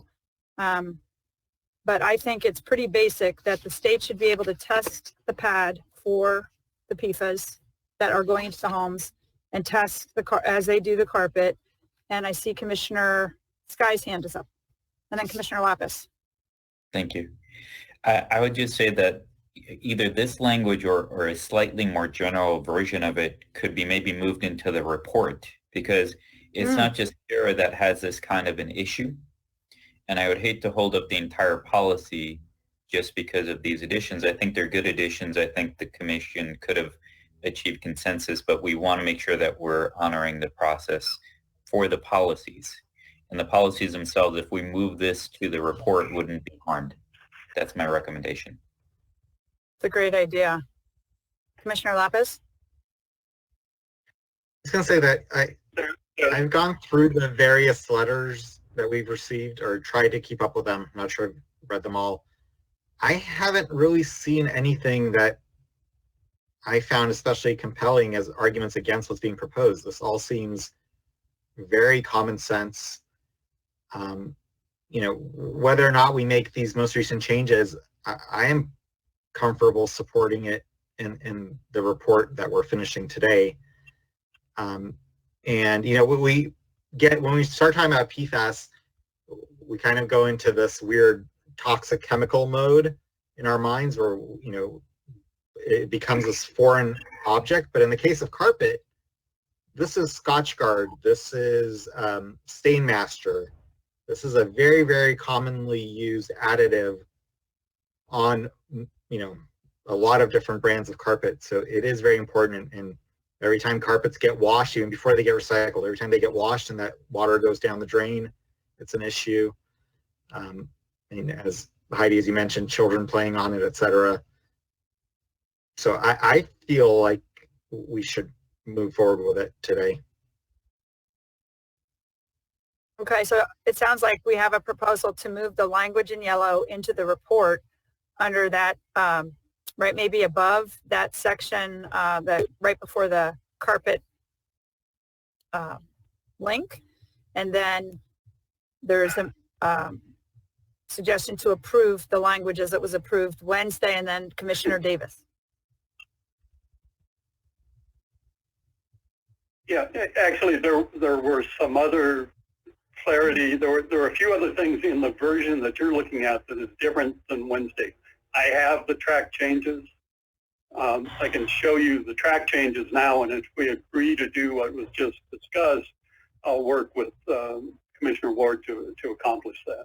But if I can show my screen, I can quickly show you what the totality of the changes that were introduced.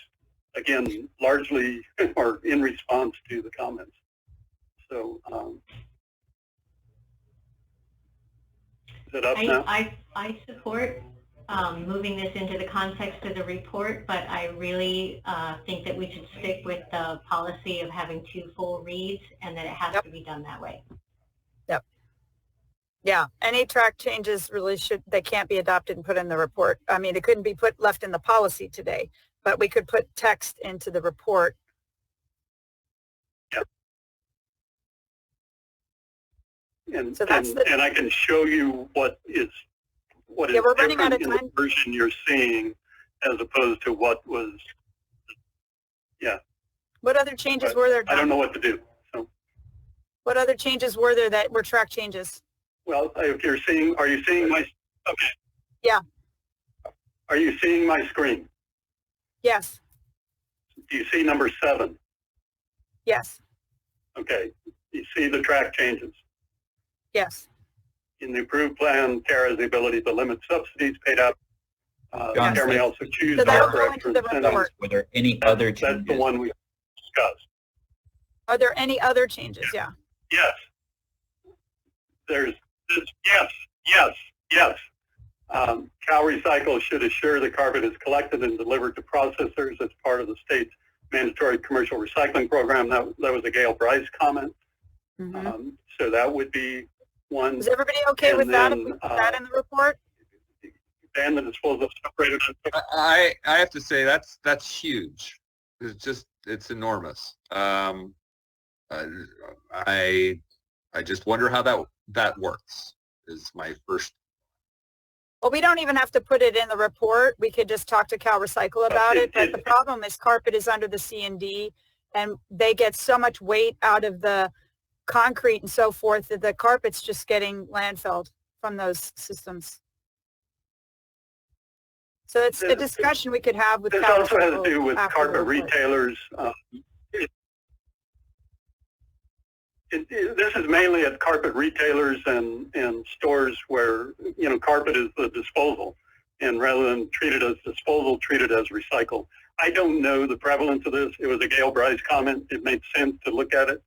So that's why it's included in there. As is the addition to number 11 for inclusion in CARES. But we have language in the black. Her point is for inclusion in CARES program. Again, that was just a clarifying edit. Okay, so these aren't I don't think it changed. I don't think 11 changes much. right. Well, if everybody's comfortable, we can approve the language as it was on Wednesday. And then we take those few sentences that John added to number 7 and put those in the report leading into that policy, the carpet policy. We can also state, if we want, that Cal Recycle should review maybe or consider how we get carpet from C&D collected and kept clean and recycled, and that and then that way we're still dealing with those issues, but not going around our process. Thumbs up. Is everybody okay with that? I'm okay with the consideration part. I'm very, essentially what you're triggering is essentially any commercial business with 2 cubic yard dumpster a week will have to recycle their carpet. And that immediately begs the question of how do you communicate that? It's a pretty big shift, and I'm not really comfortable just approving it straight off. Right. So that's why we wouldn't even say it the way it is there. We'd just say maybe something like, and we can add it to the report right now. We'd have to actually.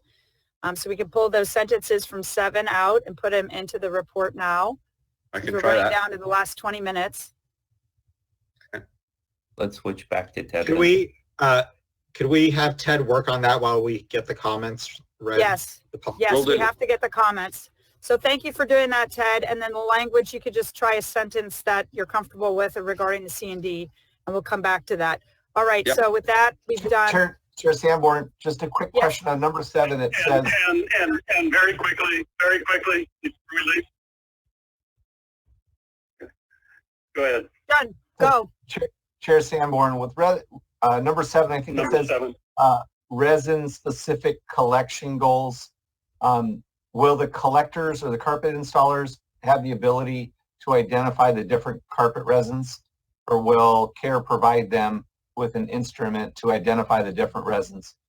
I've asked for a decade that CARE take the money and give them the Most of them actual use the guns, instrument. but they haven't.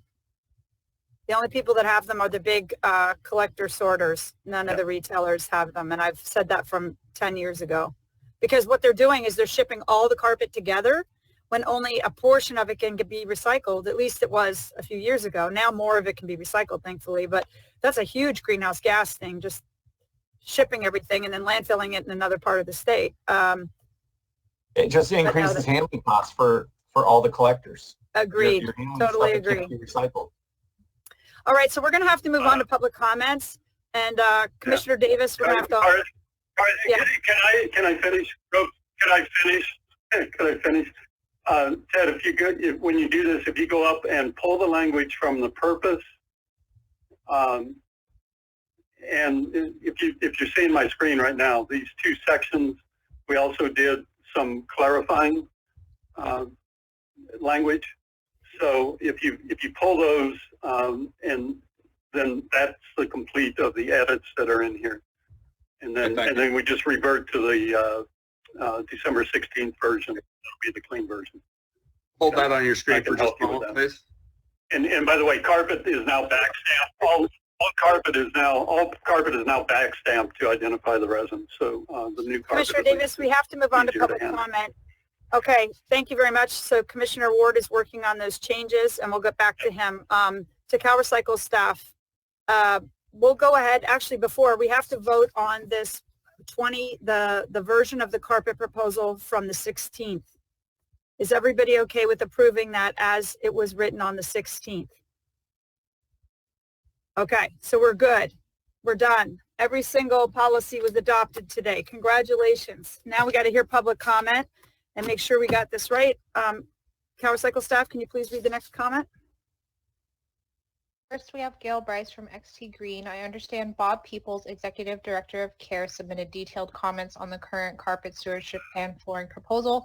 I'm having trouble finding it in the public comments or in the documents. Am I missing something?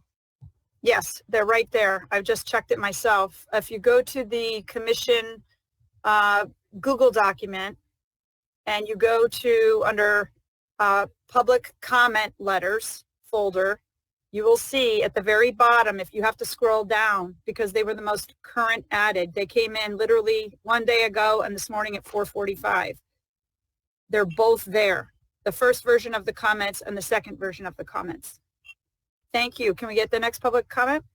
Next, we have Bob Peoples from CARE, subject repair. What is the scope of coverage for repair? For example, appliances, textiles, autos, carpet, etc. Can't read the screens, too blurry. The quick answer is it's items between $50 and $100.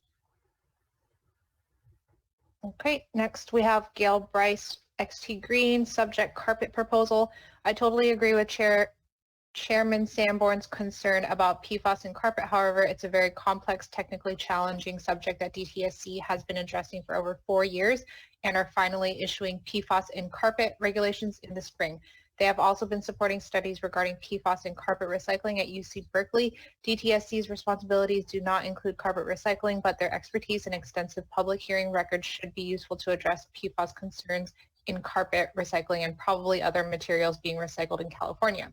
Therefore, the Commission may want to consider recommending that Cal EPA create a committee of technical experts from DTSC, CARB, CalRecycle, and the Water Board who have been addressing PFAS hazards in landfills to address PFAS risks in recycling and other end-of-life alternatives. Okay, so my response to that is we hear you. We understand DTSC's process. We also understand that's going to take about 2 years. And Greek chemistry has been going on for quite a while without really having any effective impact. So I would say if we want the PFAS out, we got to say we want them out. And we just took them out of fire retardant foam last year after spraying it all over our forests. Why we're putting it in our bedrooms and on the floor of our homes, I'm not sure. And if it's not there anymore, which we did hear from the CARE comments, I think that's great. Then it'll test negative and it'll be fine. Yes, Commissioner Davis. Thumbs up. Okay. I'm ready to make that statement. Yeah, they're indicating that manufacturers have stopped for a while. So, okay. Okay. Next comment, please. Next, we have Stephanie Barger from USGBC True Program, subject public comment. Thank you all for your amazing and very efficient work. Impressive the work you accomplished today will set us up for success in 2021. We all appreciate you, your expertise, and your passion to truly create change. Wishing everyone a very safe, healthy, and joyous holiday season. Thanks, Stephanie. We needed to hear that. We appreciate it very much. Everybody's put in a lot of time. Thanks again for saying that. Next Next We comment. have Nicholas Georges from Household and Commercial Products Association, subject what is recyclable. Based on the discussion, it feels as though the inclusion of what is recyclable is premature, especially without having a path forward on how to become recyclable if the material is currently determined not to be. This decision will impact the current market, future product development, and cause confusion to the public as materials once recyclable will not be recyclable anymore. More discussion is needed to avoid unintended consequences. Thank you. And I'll just take the liberty to say we understand, the concerns, but we also understand the public is already thoroughly confused. And that's not necessarily to do to what's recyclable. As part of it is a labeling problem, which we're also trying to address. And we're going to continue to discuss this with everybody. This is not the be-all end-all. We are advisory, and it's going to be, we can change these policies as we get new information, but this commission did discuss on Wednesday that it's important we start sending the signal what we see as really recyclable and not at this point in time, because we've got an immediate problem with very high contamination levels. And that is not to dismiss your point. We do understand it. And Commissioner Donlevy. Yeah, I'll just add that the pathway was addressed with specific items on there. Yeah, I was going to make the same comment.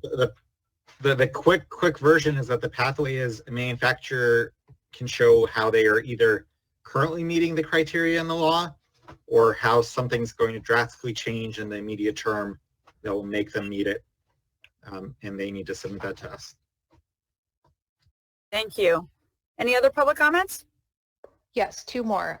From Bob Peoples of CARE, subject carpet recommendations. Why is testing being confounded with this topic of resin-specific goals? Collections was not the challenge until late in 2019. Once the supply-demand balance shifted, CARE moved rapidly to begin efforts to expand collections. Despite COVID, Q3 was a solid recovery. Number 10, CARE actually does collect carpet at no cost from MRFs, landfills, and transfer stations. Additionally, for those facilities that are able and choose to self-haul, CARE does reimburse transportation costs to the nearest carpet recycler. Thank you. I have not heard that all the facilities are getting that service. I know the rurals were given that service very early on. Commissioner Davis? Yeah, there are MRFs transfer stations. I'm not sure about landfills possibly, but that get the carpet hauled off, but those MRFs and transfer station solid waste facilities have the option of charging to handle the carpet. The recommendation was to include a reimbursement for hard to handle material in order to to begin to cut down on the illegal dumping and the cost of delivering that material. So basically putting carpet on the same ground as the mattress program, which does pay a handling fee. So right now MRFs can charge a fee. I think Commissioner Ward commented on that, but the recommendation is a variation on that to include a hard to handle reimbursement. And participation is optional. It's not required. Doesn't cover everybody. Thank you. Any other public comments? Next, we have Gail Bryce from XT Green, subject carpet proposal. The following was submitted earlier. This should answer your question regarding mandatory recycling with carpet and how generators would find about it. To expand collections, 1, the existing California mandatory commercial recycling law requires businesses that generate 4 cubic yards or more of commercial solid waste to arrange for recycling services. The option in the existing law to recycle by sending commercial waste to MRFs should be clarified that it's not applicable to carpet because it cannot yield comparable diversion that's required by the law. 2, with the clarification in item number 1, the Carpet Stewardship Organization's education and outreach efforts to commercial building owners, carpet installation contractors, and retailers could be expanded to promote awareness of the applicability of the California mandatory commercial recycling law to carpet waste. Are there any other comments? I think we've already addressed that. That is it for now.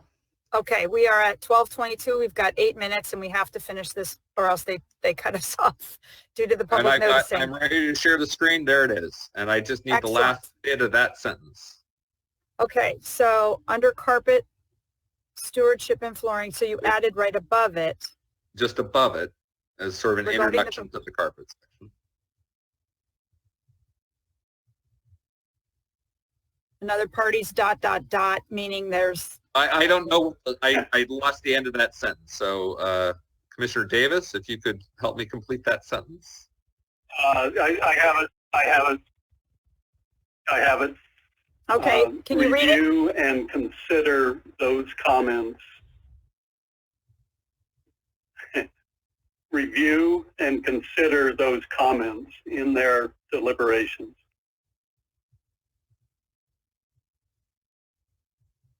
In their deliberations. And that's it?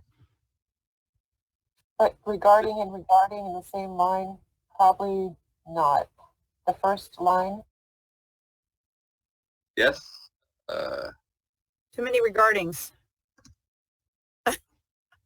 Regarding the proposal, carpet, for on carpet that follows. Or for carpet.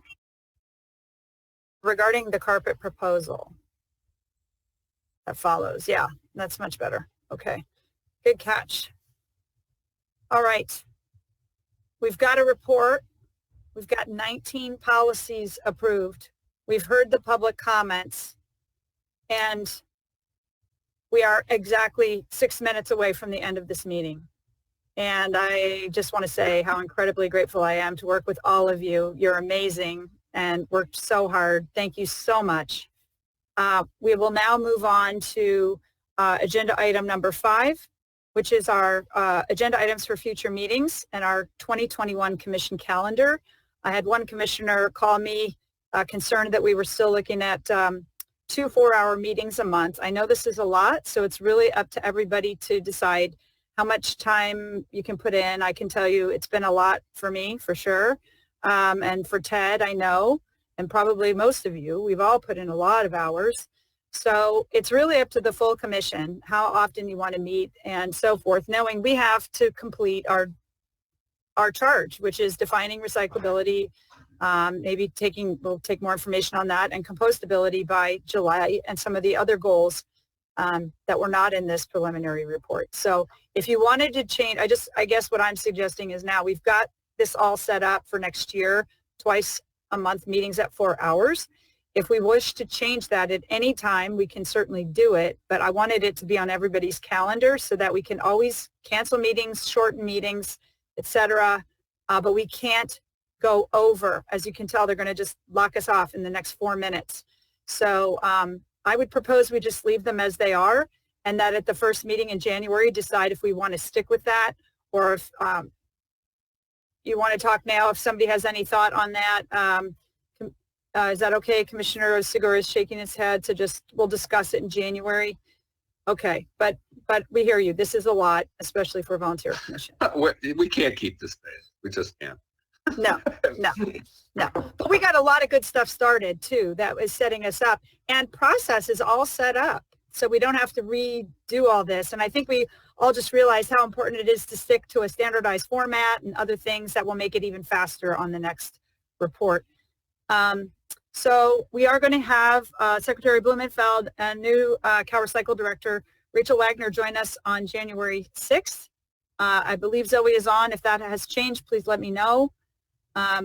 Otherwise, we're planning on that. And would you like me to invite Kip Lipper to talk about the bottle bill at all, since we have put that urgency language in the report? No. Yes. Okay, I'm seeing Commissioner Don Levy saying no. Not at the same meeting. Okay, so maybe at the meeting later. Yeah. Okay. Yep. Okay, so on the 20th, we'll plan on, I'll go ahead and invite Mr. Lipper and see if he can make it. Okay. And then, so that's it for future agenda items, unless there's something else on future agenda items. I see Commissioner Snyder. Okay. It might fall under the existing legislative update, but with luck, legislators are going to take up all 19 of the proposals we've passed on. I think we should have a space saver to make sure that we're keeping track of what we've already done. And if we're hearing that there's a misunderstanding or need more information, we respond to that. Excellent suggestion. We will add that to the next agenda and keep that there. Thank you. And I'm not sure I would call it luck. If we get 19 bills, I'm not sure we'd call it luck. Anything else on the agenda? Just a couple more coffee breaks, Heidi, in the future. That's all about the workload. Now, I'll just remind everybody, we got to get this work done earlier and pace it better on the next one, because a lot of it came right at the end, but a lot of it, we did have to set up our processes at the beginning too, so it made it harder for everybody to get started. So I think we did amazing with what we've been handed. And I guess I'll just go on to agenda item 6 and summarize. I couldn't be any prouder of this group. I have never worked with a group that has been so considerate, so polite, so thoughtful, and so silly, as Commissioner Dunleavy is lightening our day right now. I just want to say thank you all so much. It's been a real honor to chair the last 6 months, and with all the things that we were thrown and the curveballs, I think nobody could have asked any more of us, and I'm very, very proud of everybody. So just make sure you get your documents into CalRecycle by Monday, and then we can all be done. Ted and I, what we'll do is take the report as we wrote it today, and we will submit it to CalRecycle. And I was planning, because via email, we're not doing anything print or zero waste, and we'll send it over to definitely member Edmund's office. And I guess I could send it to, I could have my lobbyist, well, that's kind of weird though. So we were going to email it to all the legislative offices if that's what you wanted. And maybe, Nick, you can help me with the list to make sure it's just somehow easy so we're not spending all day on it. And that's all we plan to do. Are there any other agencies you wanted it to go to? Or federal? Thank you, Chair Sanborn. Thank you. Great all job, right. Heidi. Thank you so much, everybody. Have a wonderful holiday. Tell our stakeholders thank you for all your input. Thank you. Yay, have fun and rest. You deserve it. Thank you all. Happy holidays. Happy holidays. Happy holidays. Thanks, everyone.